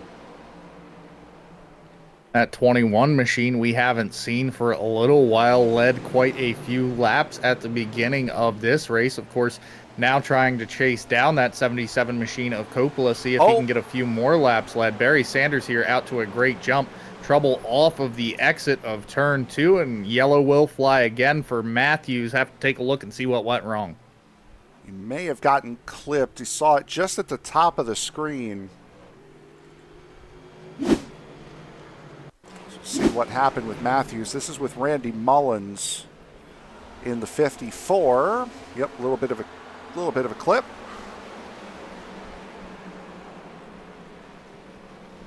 Instead of trying to keep the race green and try to roll that car once it got slow enough, decides to save the race car, keep it locked down. Caution comes out for the 9th time for incident here tonight.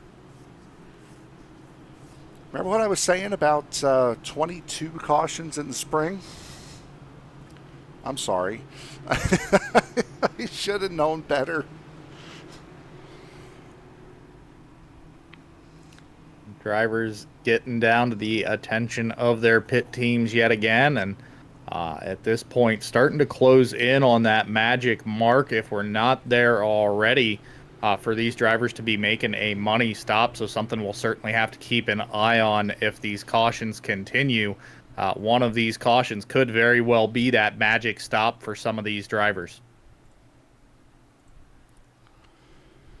Now, Shane Davis, we did not see what happened, but Shane Davis, after that incident, had gotten the free pass. If he was passed incorrectly by the pace car, or if iRacing had told him to lay back, we're not sure, but either way, Shane Davis was not on the lead lap coming to 2 to go prior to that last caution, but he did get the wave around and he is on the lead lap running in 10th. Brandon Bikey, the car just behind him in the number 1, he should be getting the free pass this time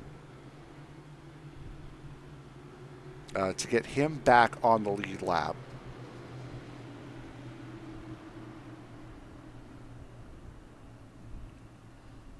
As we have a good number of retirements here. Paul Whitley done after 51 laps here tonight. Bobby Justice,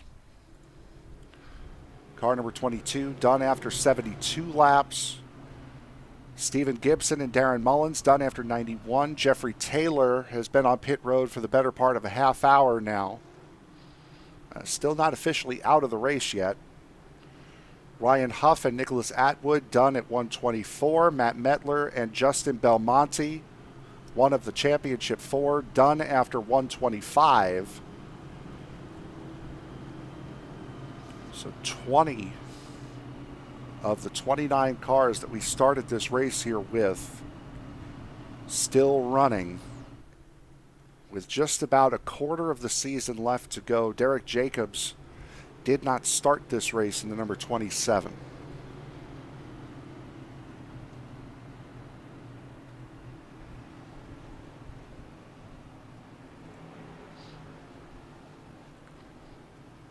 So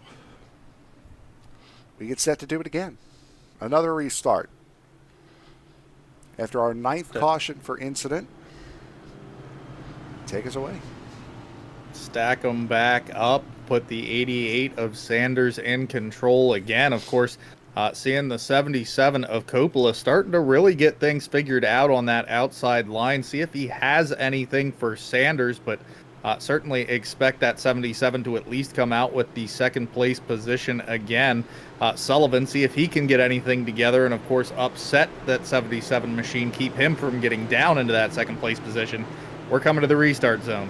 Green flag flies, and we are down and away. 88 out to a great jump, but of course both the 21 and the 77 able to get a great restart. They're battling it out side by side as we enter turn 1 and 2. Like the Truck Series restart zone there as Barry Sanders pushing Kenny Coppola up the racetrack a little bit. Chad Sullivan, it's the highest he's been since, oh, big hit in the back.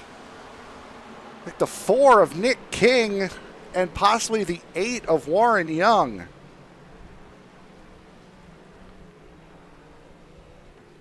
Drivers having some big moments and some hard hits now in the exit of 2. Not sure what's going on, if there's something wrong with the way these cars are handling on the exit here, but certainly some big hard hits as you're about to see here. That contact between the 4 and the... Oh, that's the 83 of 83 of Wortman. Looked like King just got loose in the middle of the corner, and instead of trying to catch it and maybe chase the car up the track, he just decided to lock it down. Right on board here. Yep. Backing comes out. Tried to gas it. Yep. And that just pinched Wortman right into the fence.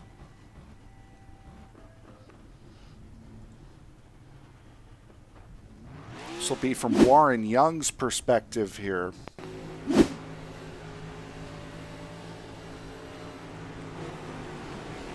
Oh. Young just got caught. A pinball, just absolutely getting caught between 2 drivers there, getting bounced around, and of course then getting spun completely around and into the wall. It looks like he got caught between Wayne Bowen and possibly John Binder in the 33. Was caught between a rock and a hard place there.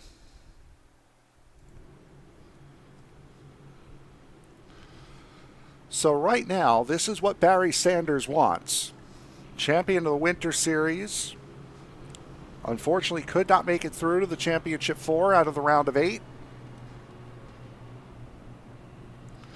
In the lead, would love to close out the season with a win. And if he could do that, that would be his first win of the season. He's finished second twice.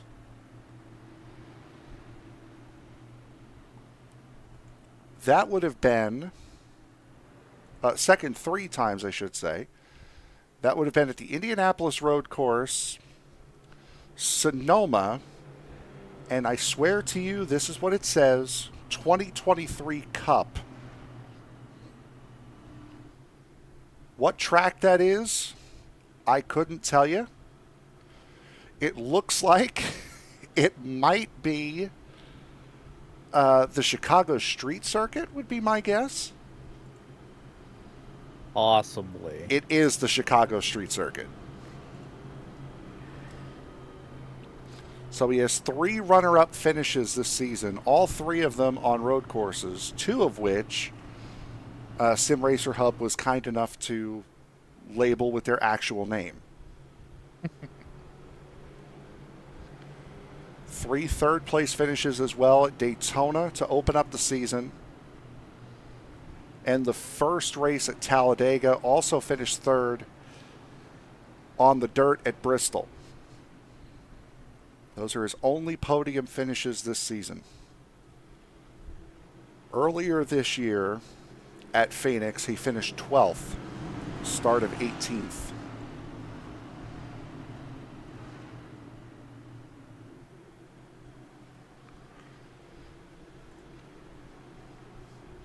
Basically what I'm saying is, go ahead. Pace car down and away. Sanders certainly getting something figured out, but no stranger to finding the podium. See if he can finally get to the top of the podium here as heads into the restart zone, and green flag will be down and away very shortly. Green flag down and away there. Sullivan able to keep on the bumper of him yet again. This time Coppola not quite as hot on the trigger there, has to fight back for that second place position on the outside. Looks like he is able to get door to door with the 21 of Chad Sullivan and they'll be fighting all the way down the backstretch and back into 3 and 4 as they head towards the line. Coppola is where he needs to be in order to win the championship. All 3 of the remaining championship 4 competitors. Boy, that was Shane Davis there taking the big dive down to the bottom. All 3 of them started on the outside line on that last restart. Coppola cannot, for the life of him, shake Chad Sullivan. Now finally does, and can set his sights on Barry Sanders. Coppola, of course, having a great position right now as he has a car between himself and Chris Davis that kind of will help create a buffer space as he's trying to take the lead over from that 88 machine of Sanders. But Davis now looking under the number 21 of Chad Sullivan, trying to take that comfort buffer zone away, and certainly will be setting his sights on this battle in front of him, trying to get past that 77 machine and the 88 machine, possibly all in one foul swoop. Chris Davis gets past Chad Sullivan just as Kenny Coppola gets past Barry Sanders. So Coppola in the lead for the first time since he won stage 1. Remember, at the stage break for stage 1, he got a speeding penalty, had to go all the way to the back.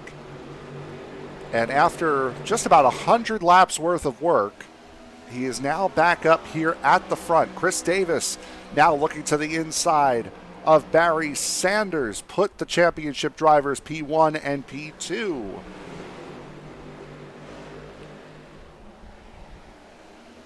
Able to work that lower side up under the 88 machine is that 29 of Chris Davis, now setting his sights dead ahead on the 77 machine, as it's now a battle for the lead that they are going to have to undertake in order to get that championship away from the previous season's winner of the 77 of Coppola.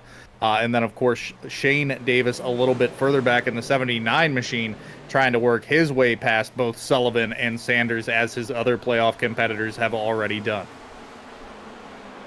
If the spring was anything to go by, Hunter Carmichael took the win in the spring. Shane Davis currently sits in 5th. You just saw blink out there. Finished in 2nd. Chris Davis finished in 15th. And Kenny Coppola, who led 86 laps from the pole, crashed out, finished 26th. So if that has any bearing on this race at all, it's certainly not over. Still plenty of time left to go here, as there's about 42 laps remaining. Certainly would put us right at that point where if we have another caution come out, these drivers would be making their money stop for sure. Right now, 77 of Coppola really getting a mirror full of that 29 machine from Chris Davis. Davis putting all the pressure he can, just waiting for a mistake from this 77 machine, seeing if he can get that lead as he looks to the inside now, heading into turns 1 and 2. Will back off just a little bit, give the 77 that low line, but make no mistake about it, this battle for our lead right now is really heating up. These drivers know what it means to have that championship at the end of the day. Riding on board dead center of the bumper, just above the splitter of Chris Davis's car. Got a great view of that rear diffuser on the 77. As this right here, not only a battle for the race win, but it's also a battle for the championship win. As Kenny Coppola out in front, both of these drivers have led a fair share of laps here tonight. All 3 of the championship drivers remaining have led laps here tonight, as we are inside of 40 laps to go here in Season 2.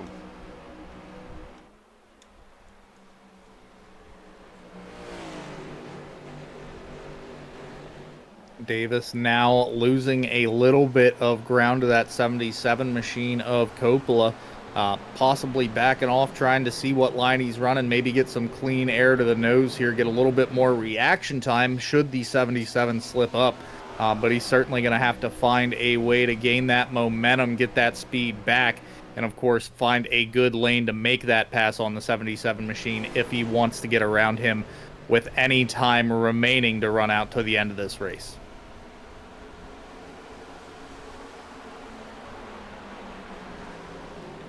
Kenny Coppola out in front.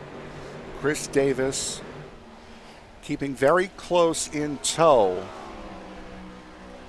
Then it's Barry Sanders and Chad Sullivan before you get to Shane Davis here in the 79, who was very unceremoniously dispatched from the race lead earlier on. Currently running third of the championship 3. Kyle Holden running in 6th. He's led a good chunk of this race as well. Aaron Matthews, Randy Mullins, Jordan Schmeets, and Wayne Bowen. Scratch that, make it Brandon Bikey now. Your current running top 10.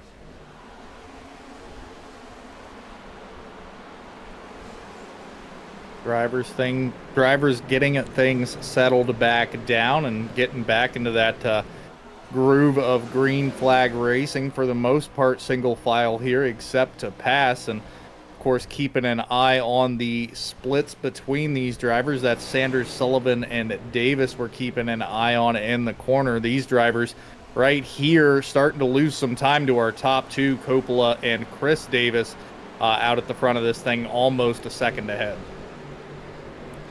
Chris Davis starting to fall off of Kenny Coppola a little bit, and this is where we saw Coppola so good during the first stage, was on the long run, and even in that caution-free second stage was able to really move that car up through the field. Started in the mid-20s in the second stage and ended up in the top 10. Again, in that caution-free second stage, nobody came into pit. And speaking of coming into pit, we've got about 30 laps to go here. The last time these drivers came down pit road, lap 126 for Coppola and Davis, Chris Davis that would be. Shane Davis came in on lap 138. So could we possibly see the pit crews called on again for the end of this race? I believe that there is certainly one more stop, I would think, for that 77 and 29 team. I think with all the cautions on the 79 team, it would be a very, very close run. But as we have seen so many times before, these drivers have liked to prove us wrong on our predictions. So we'll just have to keep a close eye on their race pace here and see if anybody's trying to save gas to make it all the way to the end. Saw that play out on Saturday night here in the ISNF Cup Series.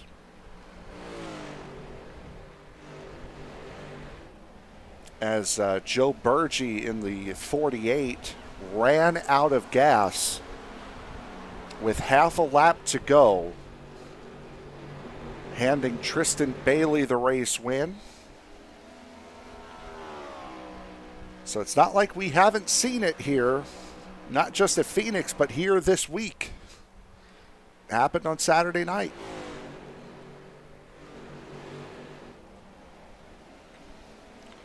So Chris Davis has now quite convincingly fallen into the clutches of the trio behind him. That would be the trio of Sanders, Sullivan, and his brother Shane Davis, 88, 21, and 79 machine, respectively, of those drivers. Right now, the 88 of Sanders looking to the inside of the 29 of Chris Davis as we make the exit of turn 2 here. Looks like he will get a little loose from the 21 behind. Able to keep it nice and straight does Sanders, but certainly a very large moment, large wiggle with a little bit of help from behind out of that 21 of Chad Sullivan. And look who benefits from that. Shane Davis not only gets past the 88, but gets past the 21, and now the 29. Shane Davis, who is on 12-lap fresher tires and 12 laps more fuel than the 29 and the 77, now has nobody between himself and fighting Kenny Coppola for the championship. Taken on that position of, if the 77 does have to pit right now, the 79 is in the best spot. And of course, having the fresher tires and more fuel on board really does put him in the greatest position. Right now, though, that 77 out to almost a 3-second advantage over this 79 and 29 machine, currently battling it out for that second place spot. There's your pit stop lap. Last time these drivers came down pit road in the top 5. Let's go back and take a look at that moment there for Barry Sanders. So he's going to get a little bit of a nudge. Watch the rearview mirror up top. There's the bump right there. Boy, he does a great job to keep it straight, though, doesn't he? Wow. A lot closer, at least from this view, than it looked like on the wall there. So great job of that 88 driver. Sanders keeping it off the wall, and of course keeping this race green, letting these drivers up at the front battling for this championship, really try to work out who's going to get that championship the hard way. Chad Sullivan trying to stop the bleeding. He's allowed both the Davises to get by.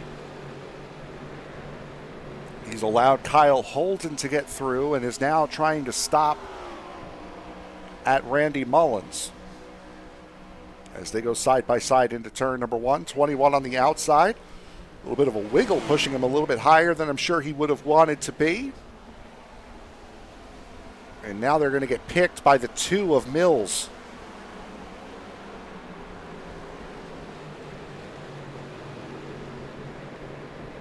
Mullins able to make that pass, as mentioned, with the little bit of assist essentially from Mills there, being a slow lap car on the outside lane. Had Chad Sullivan check up so he could get around him safely.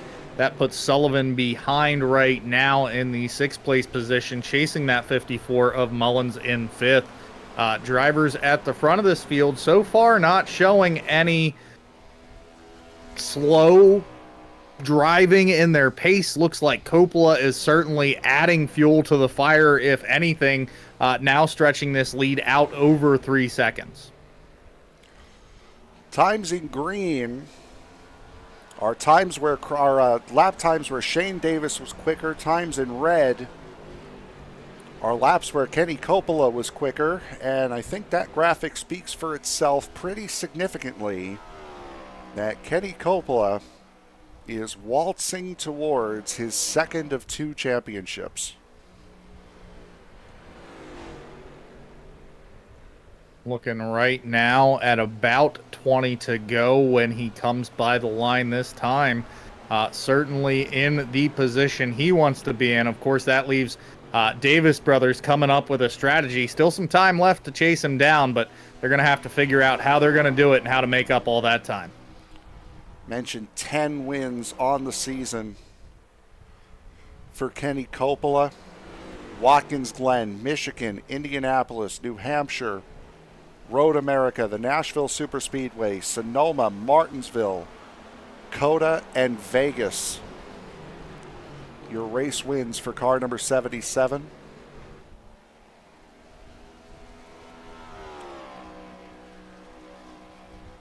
Pardon me, that was last year. That was the original season. I forgot I switched to that. He has 8 wins this season. Martinsville, New Hampshire, Sonoma, Kansas, Talladega, Martinsville, COTA, and Vegas. So there were a couple that were still the same. Certainly no stranger to victory lane is this 77 team, and right now absolutely dominating with their performance. And as I mentioned, doesn't look like they're slowing down at all.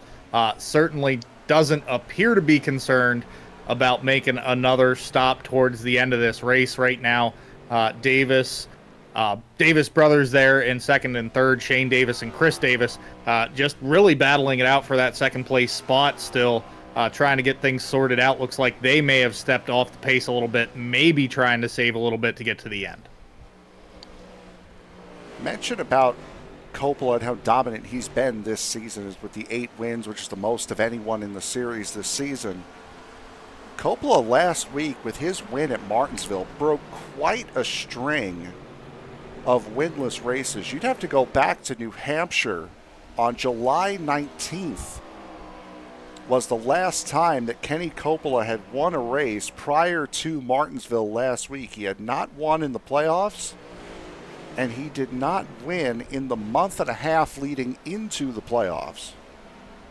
So Coppola certainly returned to form and peaked at the perfect time, as Shane and Chris Davis keeping quite a comfortable gap to each other. Certainly there to pounce if one or the other makes a mistake, and we have a caution out to flip the script, tighten these cars back up. Still anybody's race. We're 15 to go right now. Should be around 12, 13 to go when they get the green flag again. That was the last thing Kenny Coppola wanted to see, because now a restart with about 9 laps to go, so it will be a short run to the finish. I would venture to say that Chris Davis has probably had the best short run car in this race. Take a look and see what happened with Aaron Matthews as everybody comes down pit road. He's battling with Barry Sanders. Sanders has a good view of the 5, getting a little too much gas coming off of turn 4, a la Kyle Busch from Sunday.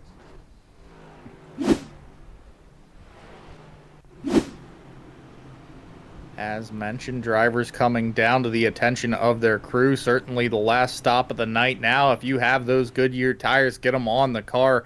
All bets are off as to what might happen here. Get them on, get them back out, see what happens. 77 looks like they're getting the one side of that car up. Will they go for 2?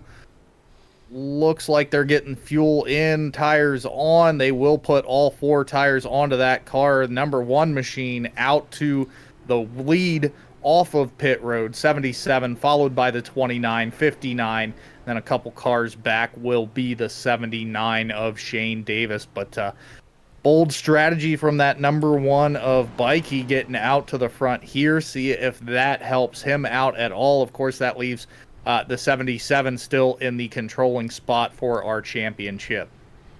Brandon Bikey may have won the race off of pit road, but he will not be the leader on this restart. That honor will go to Barry Sanders, who did not pit. So this will be very interesting because the inside line has been great on restarts. However, the inside line now has a driver leading it that has 60 lap older tires than anybody else. And 2 tires on the high side. Let me ask you this then, Frank. Advantage 77 or advantage 29? 60 lap older tires in front of you. Or, even though the high line's been traditionally slower, for Chris Davis, is he sitting in the spot you want to be in right now, knowing that there's at least 2 fresh tires in front of you on the restart? I would say I want to be where Shane Davis is, but he had a slow pit stop, 22 seconds, currently sitting in 12th. You know what? I'd rather be Kyle Holden.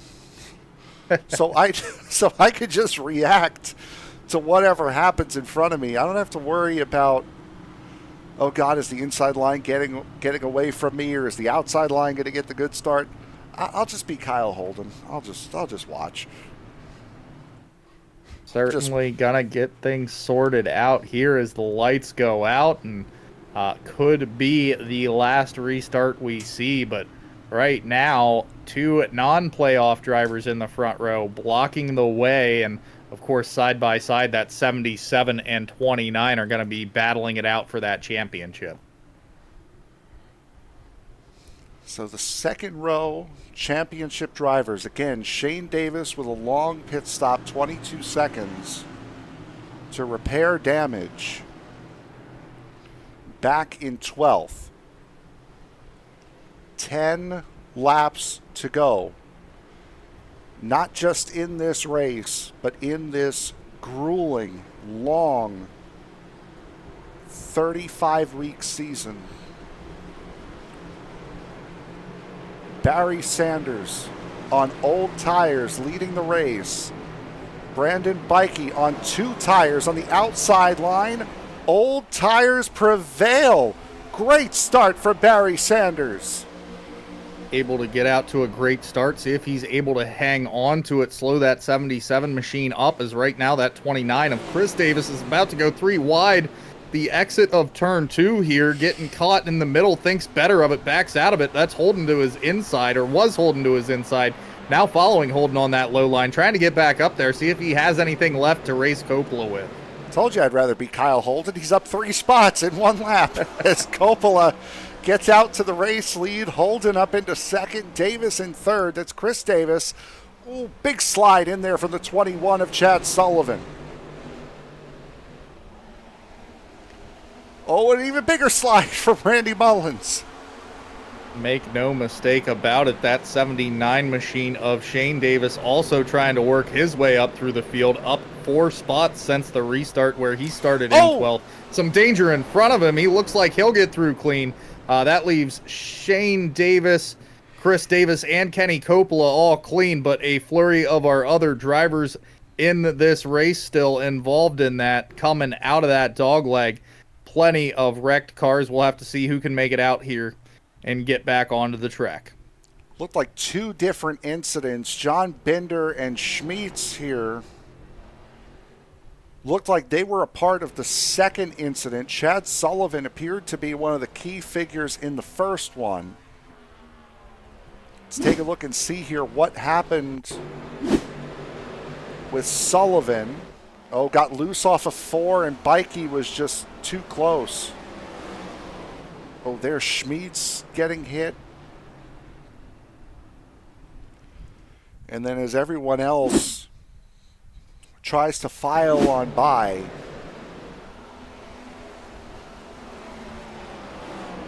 Schmeets hitting the back of the 21. Gallimore catches the wall. John Binder, you see him sliding. He hits the inside wall.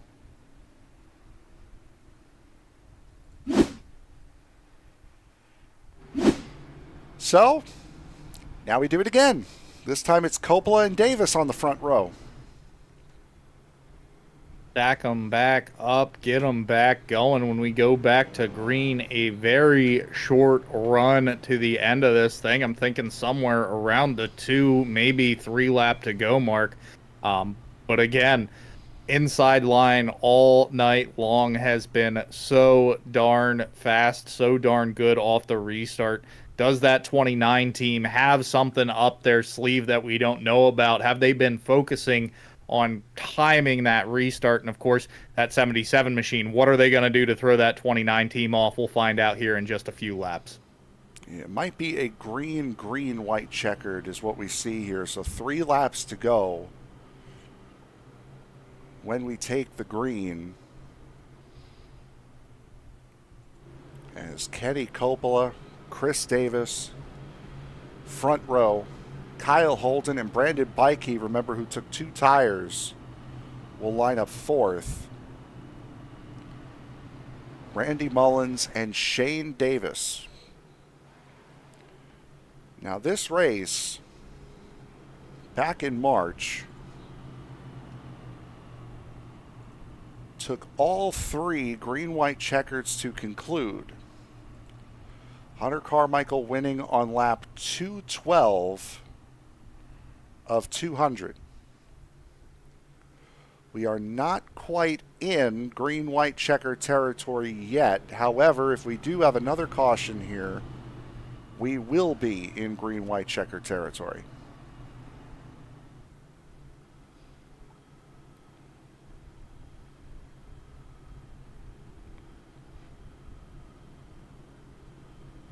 Drivers certainly look like they are ready to go, stacking it back up early with the lights still on the pace car. Have to keep a look and see if the officials shorten this up, give them maybe an extra lap to run under green.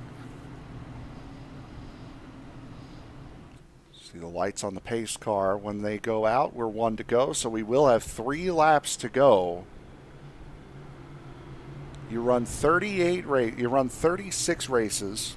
Well, 38 counting the Clash, the duels, and the All-Star race. You've run 38 races to this point.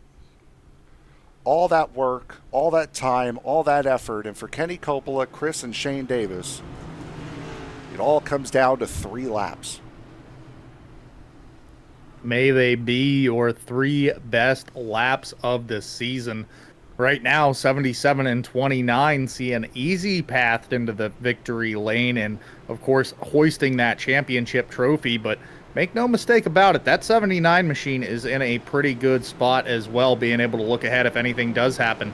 Green flag getting ready to come out. 77 holding the button into the restart zone. Green flag down and away. Kenny Coppola to a great jump. Inside line does take a little bit of a stack up there, but outside line very slow to react. 29 trying to get back up there as quick as he can.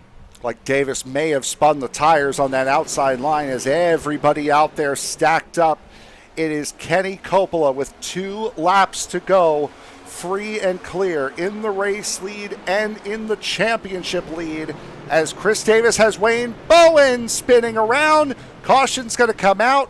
It came out before the white flag was taken. It will be a green-white checkered. And in the background, looks like our playoff competitor in the 79 machine of Shane Davis, brother of Chris Davis, they're getting involved as well. Hopefully not a whole lot of damage to that race car. See if he can get it back out here quickly. See if he has any hope left of getting back up to the front. Let's see what happened. This is in 3 and 4. Oh, Matthews gives a shove to the 78. Ooh, that's a hard hit from Davis and then comes down into Kendall Leveren. That might do it for him, honestly.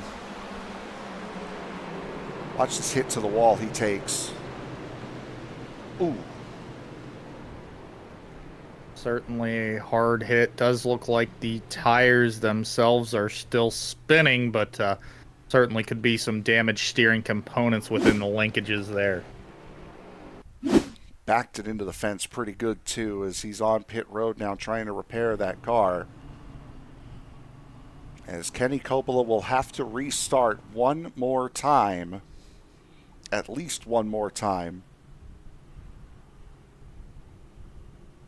So it'll be Kyle Holden, Randy Mullins, Chris Davis will start in row 2 on the outside. Not good news for Davis.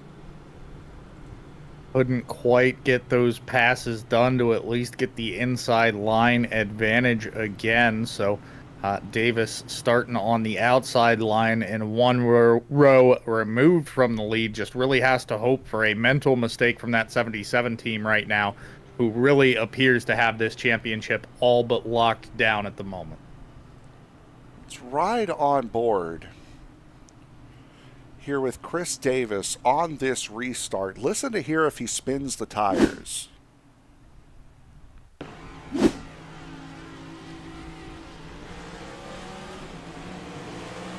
Oh, we shifted up into 4th. He skipped a gear. Gonna replay it again. Watch the dash. Started in 3rd. Shifted up to 4th, dropped to 2nd. It's just some unfortunate mental mistakes there on that restart that really cost him all those seconds. And as you saw, it didn't take much time to lose those positions to that 54 and 59 machine. Nope, and I can tell you that is a very bad feeling. You feel like one of the dumbest people on the service, especially when you're...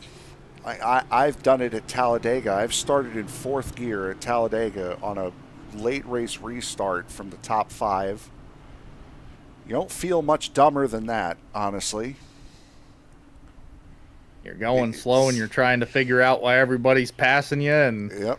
And then you see your mental mistake, and in this case costing you quite a bit of very good track position here. Have to see if he can gain that back, make up for it on this restart. 77 machine on that inside line, like I said, all but locked down for this championship.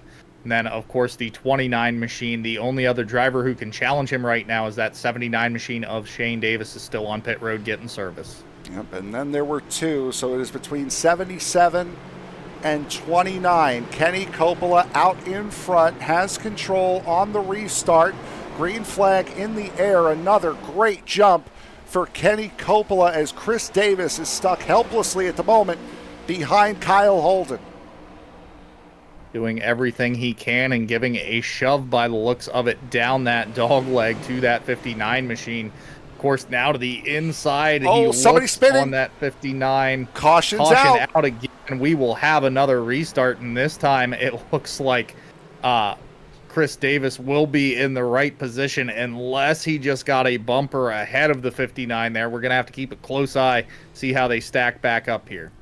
Now it's showing Chris Davis in third, so that is where he will restart. That's Paul Gallimore, who was around. Randy Mullins got loose going into turn one and was slow.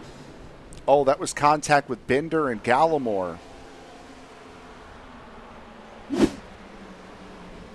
Is what happened there.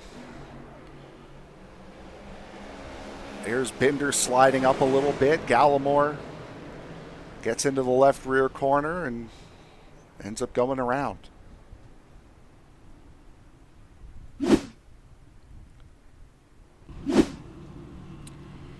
Well, if you wanted as much Moonshiners Racing League Cup Series action that you wanted, you're getting more. Free racing, overtime in the Championship 4. Green, white, checkered attempt 2 of 3 coming up. We have one more opportunity here, essentially, to get this right. Throw the caution flag one more time, send them back around just once more. Right now, Davis finally getting to that coveted inside line. Is there anything he has to keep up with that 77 machine, get around him here for that championship? Remember I posed the question, how on earth do you crash in 13th and end up in 4th? Here it is. That's where Aaron Matthews finds himself right now. He was around backwards a couple of cautions ago and is now up in 4th with a chance to win this race. How do you people do it? See, I crashed just right place at the right time. See, I crashed from 16th in a 19-car race and end up in 22nd. These guys crash from 20th in a 30-car race and end up in 4th. How do you do it?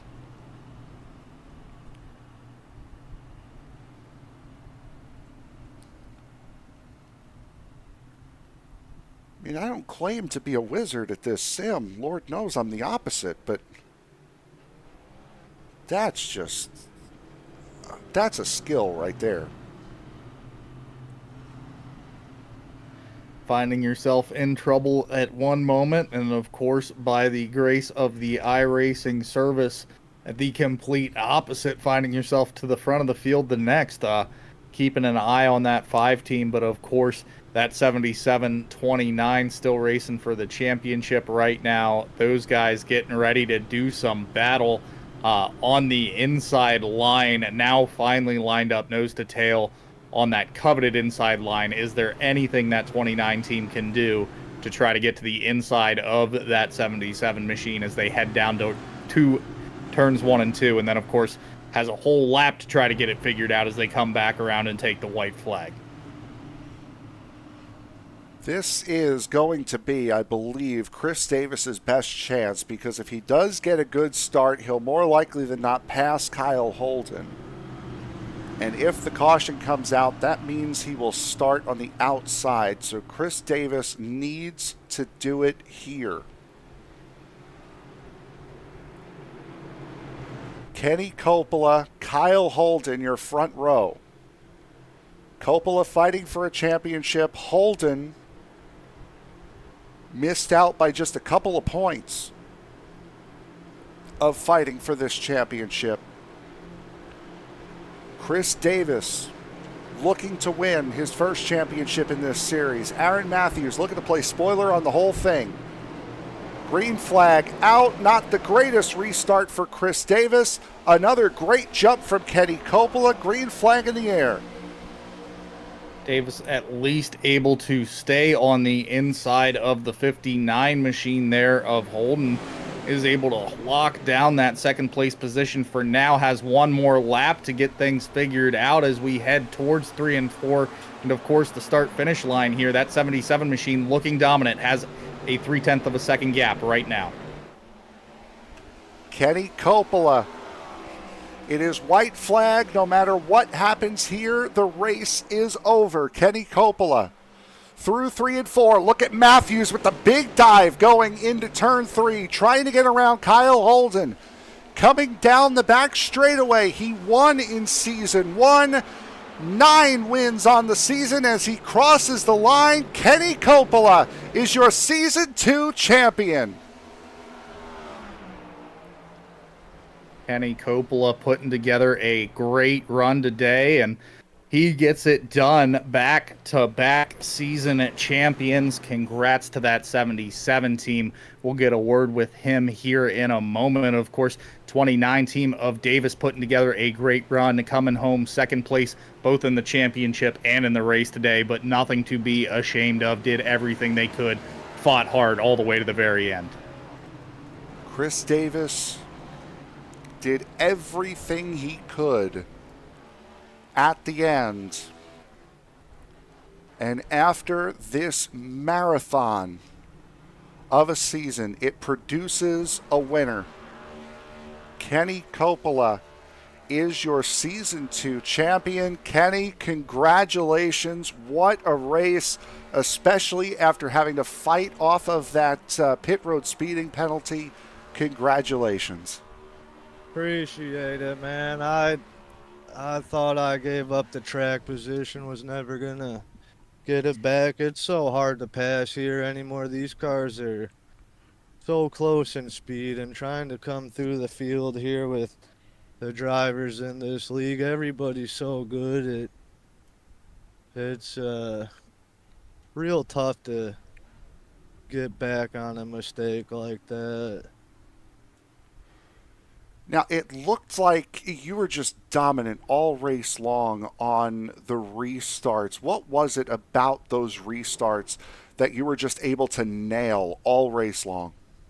So I went with four gear setup, no shift, and I could restart the race in first gear, and it allowed me to get the extra little jump on them. I don't know if everybody was running 4 gears or not, but I tested shifting setups, I tested 4 gear setups, and it just seemed like, especially for restarts, the 4 gear setup was the way to go. Yeah, I can tell you right now, everyone else now next season is going to be using a 4 gear setup. This is usually the question where I would ask you, what do you think about going into the next race? But it's the off season now. I know you guys have the winter series that's going to be coming up starting in the next couple of weeks or so. But I believe this is the first year you guys ran the full NASCAR schedule.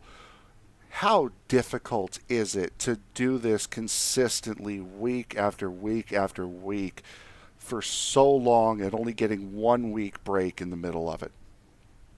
Man, I'll tell you what, it's a very, very long season. I know it's just in the virtual world, but a lot of us are grown men out here that have kids and wives and real day jobs every day. So trying to put in the time to come out here and be competitive for 36 weeks certainly takes a big chunk of your free time out in the real world. But it's actually the second year that we've run the full season here in the Moonshiners, and Barry and the admins do a heck of a job in this league. I know things get chippy out there on the track, but I mean, that's just part of racing. You grow up all your life watching these guys go back and forth on track and have rivalries. Well, we have rivalries out here on the track in the virtual world, so it's just really cool to see how everything unfolds at the end of the year. Well, Kenny, this is going to be the last time we talk to you until February. Any shout outs, thank yous that you need to give out after a championship year? Yeah, I want to thank my wife first and foremost. She was my biggest supporter tonight. I had family and friends watching the race. Second year as the champion, so that's pretty cool. Uh, First year running with the Beast Mode Performance guys. We put this team together the end of last year, and we ended up taking home the drivers championship, first, second, third, and we took home the team championship. So Chris Davis, Shane, Wayne, Paul, Jeffy T, Brandon, Nick Atwood, whoever I'm missing, just got to give a big hats off to those guys. We run a lot of laps and do a lot of testing to make sure we show up on Wednesday nights with the best cars.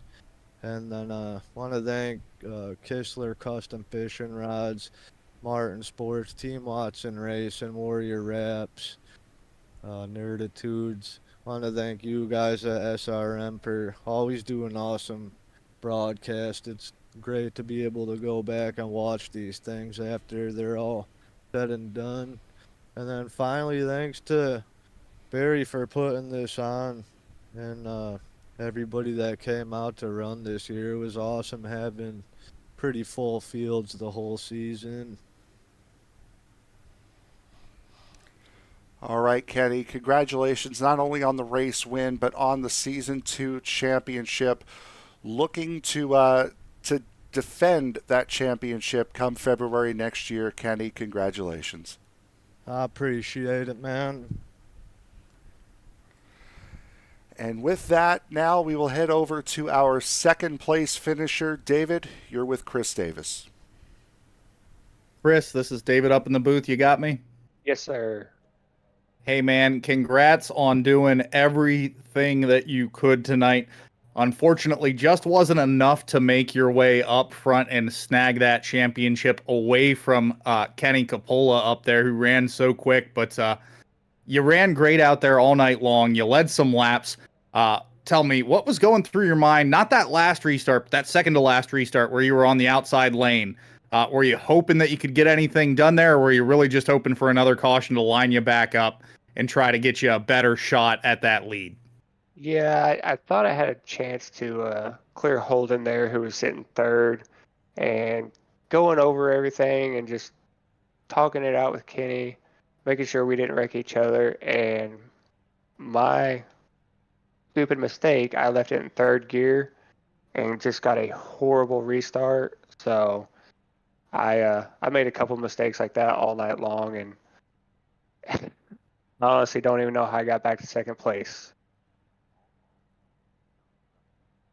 Well, unfortunately, some mistakes that kept you out of things, but as you mentioned, making your way back up to second place, great way to finish this season. Of course, usually this is the point where we would ask how you feel about next week, but I'm going to look way ahead, looking forward to that next long season starting all the way out in February. How does this kind of translate over, especially through a long off season, into the next race season, and where do you go from here? Yeah, it gives a lot of confidence. I mean, last year I barely made it into the round of 16. And I don't think I even made it past the first round. So, the last couple weeks I've really improved. Kenny's helped me out a lot. Shane's helped me out tremendous. So, the confidence is going real high into next year. Hopefully be able to pick up a few more wins and maybe give Kenny a little bit better run next time. Well, certainly great to see it, and we look forward to everything that you have to offer for the next season. But we'd love to give you this opportunity before we send you back to celebrate with the team to thank those sponsors and give some shout-outs. Yeah, I got to thank TWRS, Kenny Coppola for putting out these fast sets. I got to thank my wife and my daughter. This takes up a lot of my time, so big kudos for them for putting up with me. And then the teammates, Shane, Paul, Smeets, Brandon, all those guys, they just help out a tremendous amount. So can't thank those guys enough either. All right. Well, thank you so much. Want to say congrats again on a great season, coming home second place, not only in the race tonight, but of course second overall in the standings. What a great run over such a grueling long season. Yeah, I appreciate it, guys. And now that will leave us one more interview to do here, at least for the moment. That will be Kyle Holden. And David, you're with him. Kyle, this is David up in the booth. You got me. Hey, what's going on? Hey, congrats on bringing it home in third tonight. Had a couple of green, white checkers to go there. Tell me, what was running through your mind as we started getting down to the end of this race? Had you up as high as second there for a moment. Did you think you had anything to go out and win this thing? And then, of course, that second to last restart, that 29 machine of Davis got by you. What was going through your head there? Yeah, the whole race we were just trying to take it easy and see if we can, cheap away another win. But Kenny, of course, is always real fast here, so we always got to compete with him and some of the other playoff drivers. During those last couple restarts, we were trying to stay behind in P3 so that way we can stay behind Kenny on the restarts to get a better position for us. But that didn't really work out, so we ended up getting starting P2 for most of those restarts, and luckily we got a good enough drive off at the beginning when the green flag drops that we were able to kind of keep Davis kind of below us there. But when he was pushing super hard, I couldn't believe that he got around me there on that the first corner there out of turn 2. He just kind of shoved it around me. I couldn't believe it, but and then me and Aaron had some good battles there at the end too. It's definitely a fun race and a good season for everyone. As you mentioned, a great season, looking all the way forward to next season or things that you have planned for the off season. What's that look like for you? Are you really looking forward to spending some time off, or are you really just hoping to get back in the car, really start focusing on February for the next season start? A little break is always nice, but I think you always got to keep on it and make sure you have the skills and you keep up your muscle memory. So I'm going to obviously be on it for a little bit. I think we've got a winter series coming up here, so we'll be a part of that and kind of keep all that going for us, and maybe we'll be able to battle for the Final Four next year. Excited to see what momentum you can carry forward, but I'd love to give you this opportunity here. Give all those thank yous, of course, to the friends and family that have supported you throughout this, and then, of course, the sponsors that keep you racing. Yeah, of course, Team Watson Racing, James Watson, Kenny over there doing everything, all the setup stuff. Huge thanks to them. Congrats to him on getting the championship. Huge thanks to Martin Sports, Sim Search, Straight Arrow, Main and Tail. Huge thanks to them for being a part of Team Watson and letting us do what we do every week. Huge shout out to Chris Davis and Shane and Justin for battling the Final Four, getting all the Final Four spots. Just a great race, everybody, and let's get them next year. All right. Well, thanks again for taking some time to talk with us. Going to send you back to celebrate with your team now on that podium finish. Appreciate it. You guys have a great night. You too. So that was your third place finisher here tonight, Kyle Holden. And now we will bring in the series head admin. That would be Barry Sanders. I completely train of thought left the station there without me. Barry, congratulations on a successful second season. Man, and what a show that was put on today. But before we get to the bigger picture, you really decided to take them on with 60-lap older tires, huh?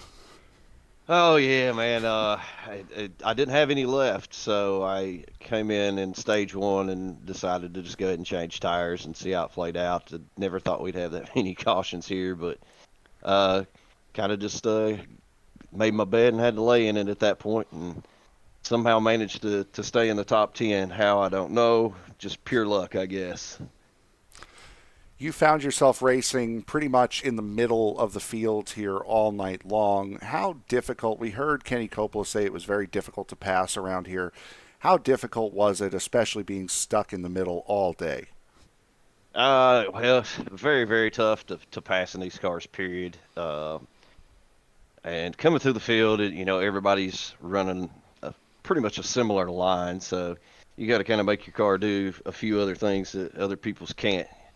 So I was just trying to go in a little bit higher and turn down underneath them, get a good run off of 2, going into 3. That was about the only way you could really make it stick and make it work. But it was super hard. I mean, we got a lot of talented drivers in this league.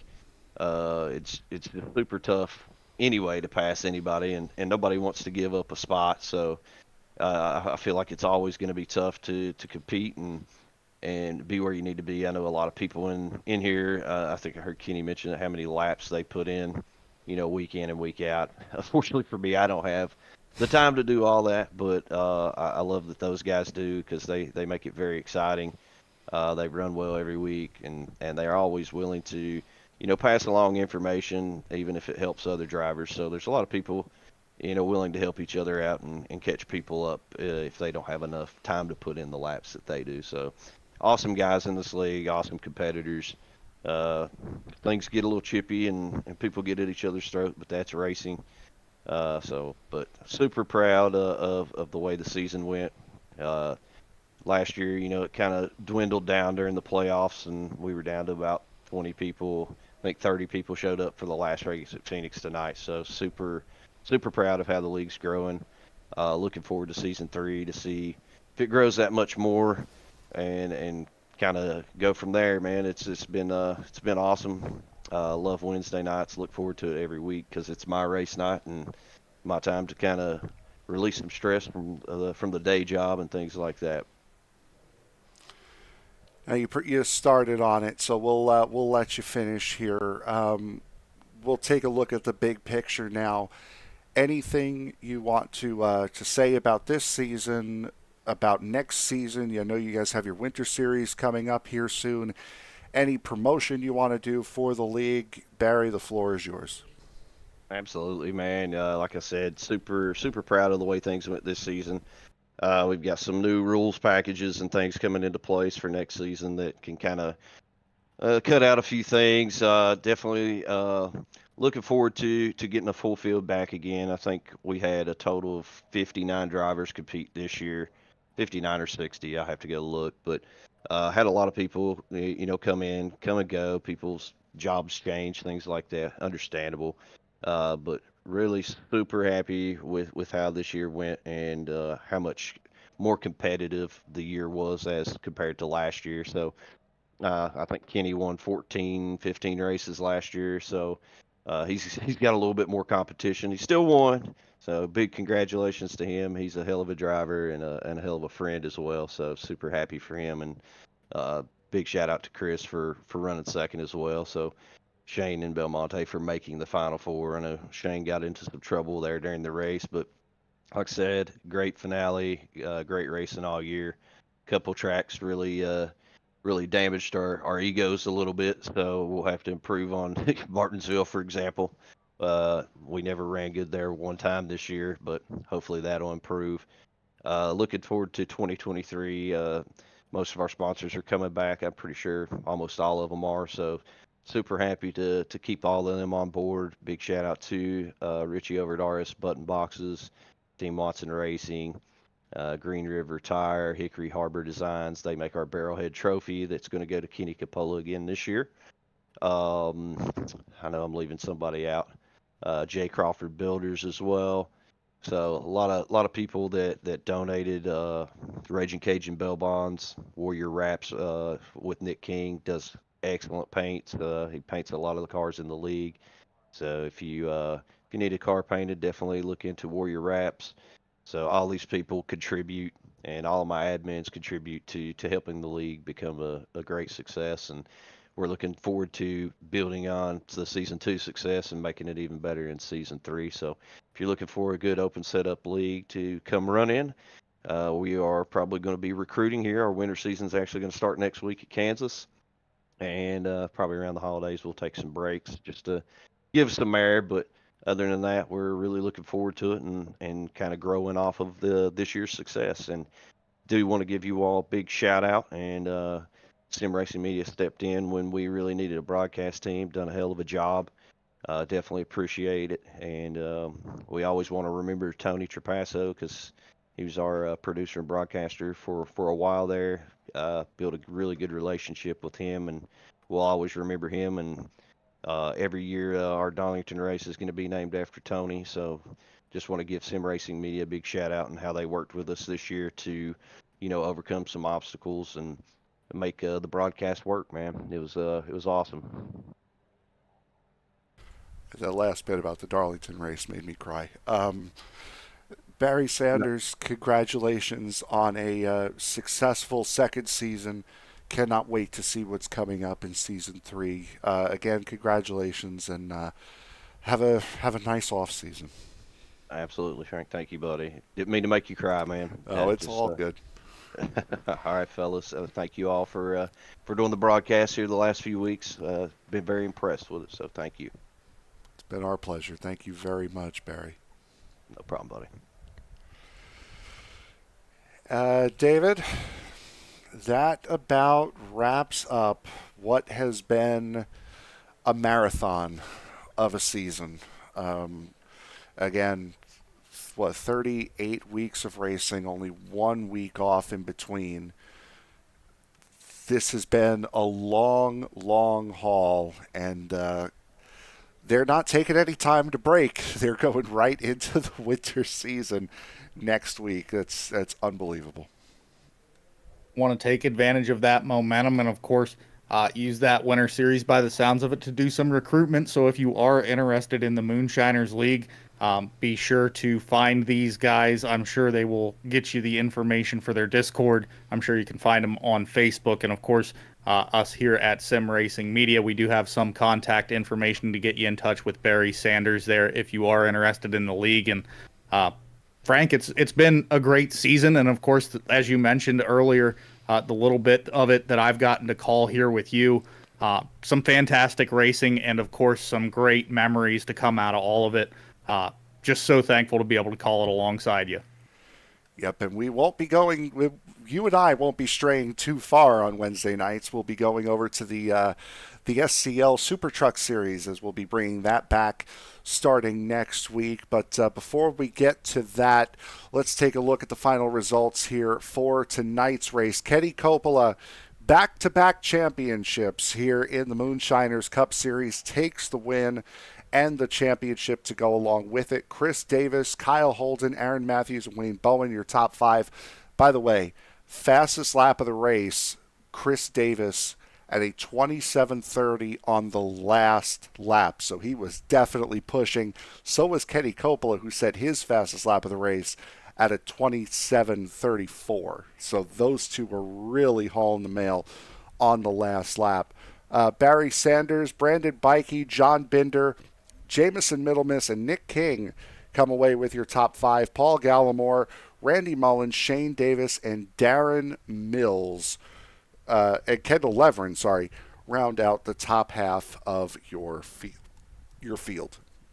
Taking a look at the 16th spot, we have Chad Sullivan, Jordan Smeets in 17th, Tim Wertman Jr., Ed Boyles Jr., Warren Young, Justin Belmonte, Matt Metler, Nicholas Atwood, Ryan Huff, Jeffrey Taylor to make up your top 25. 26th, we start with Stephen Gibson, Darren Mullins, Bobby Justice, and Paul Whitley there in 29th. And, of course, Derek Jacobs not taking a lap in this race, coming home in that 30th position. A lot of those drivers from 13th on down, of course, towards the end of this race, just starting dropping out due to damage to their vehicles. Happy to see everybody show up. And, Frank, as I mentioned before, such a great season to call with you. Yep, absolutely it was. And now it has come to a close, but a new season is not that far away. February, the end of February, the very beginning of February, I should say, we will be back at the LA Coliseum, home of the USC Trojans and the Busch Clash, to start up season number 3 for the Moonshiners Racing League. But until then, for my broadcast partner, David Modisbaugh, for Barry Sanders, the series owner, I am Frank Marchese. Thank you very much for making us a part of your evening all season long here on SRM. And until February and until Los Angeles, we will see you next time. And remember, as you walk down the road of life, please don't play in traffic. Good night, everybody.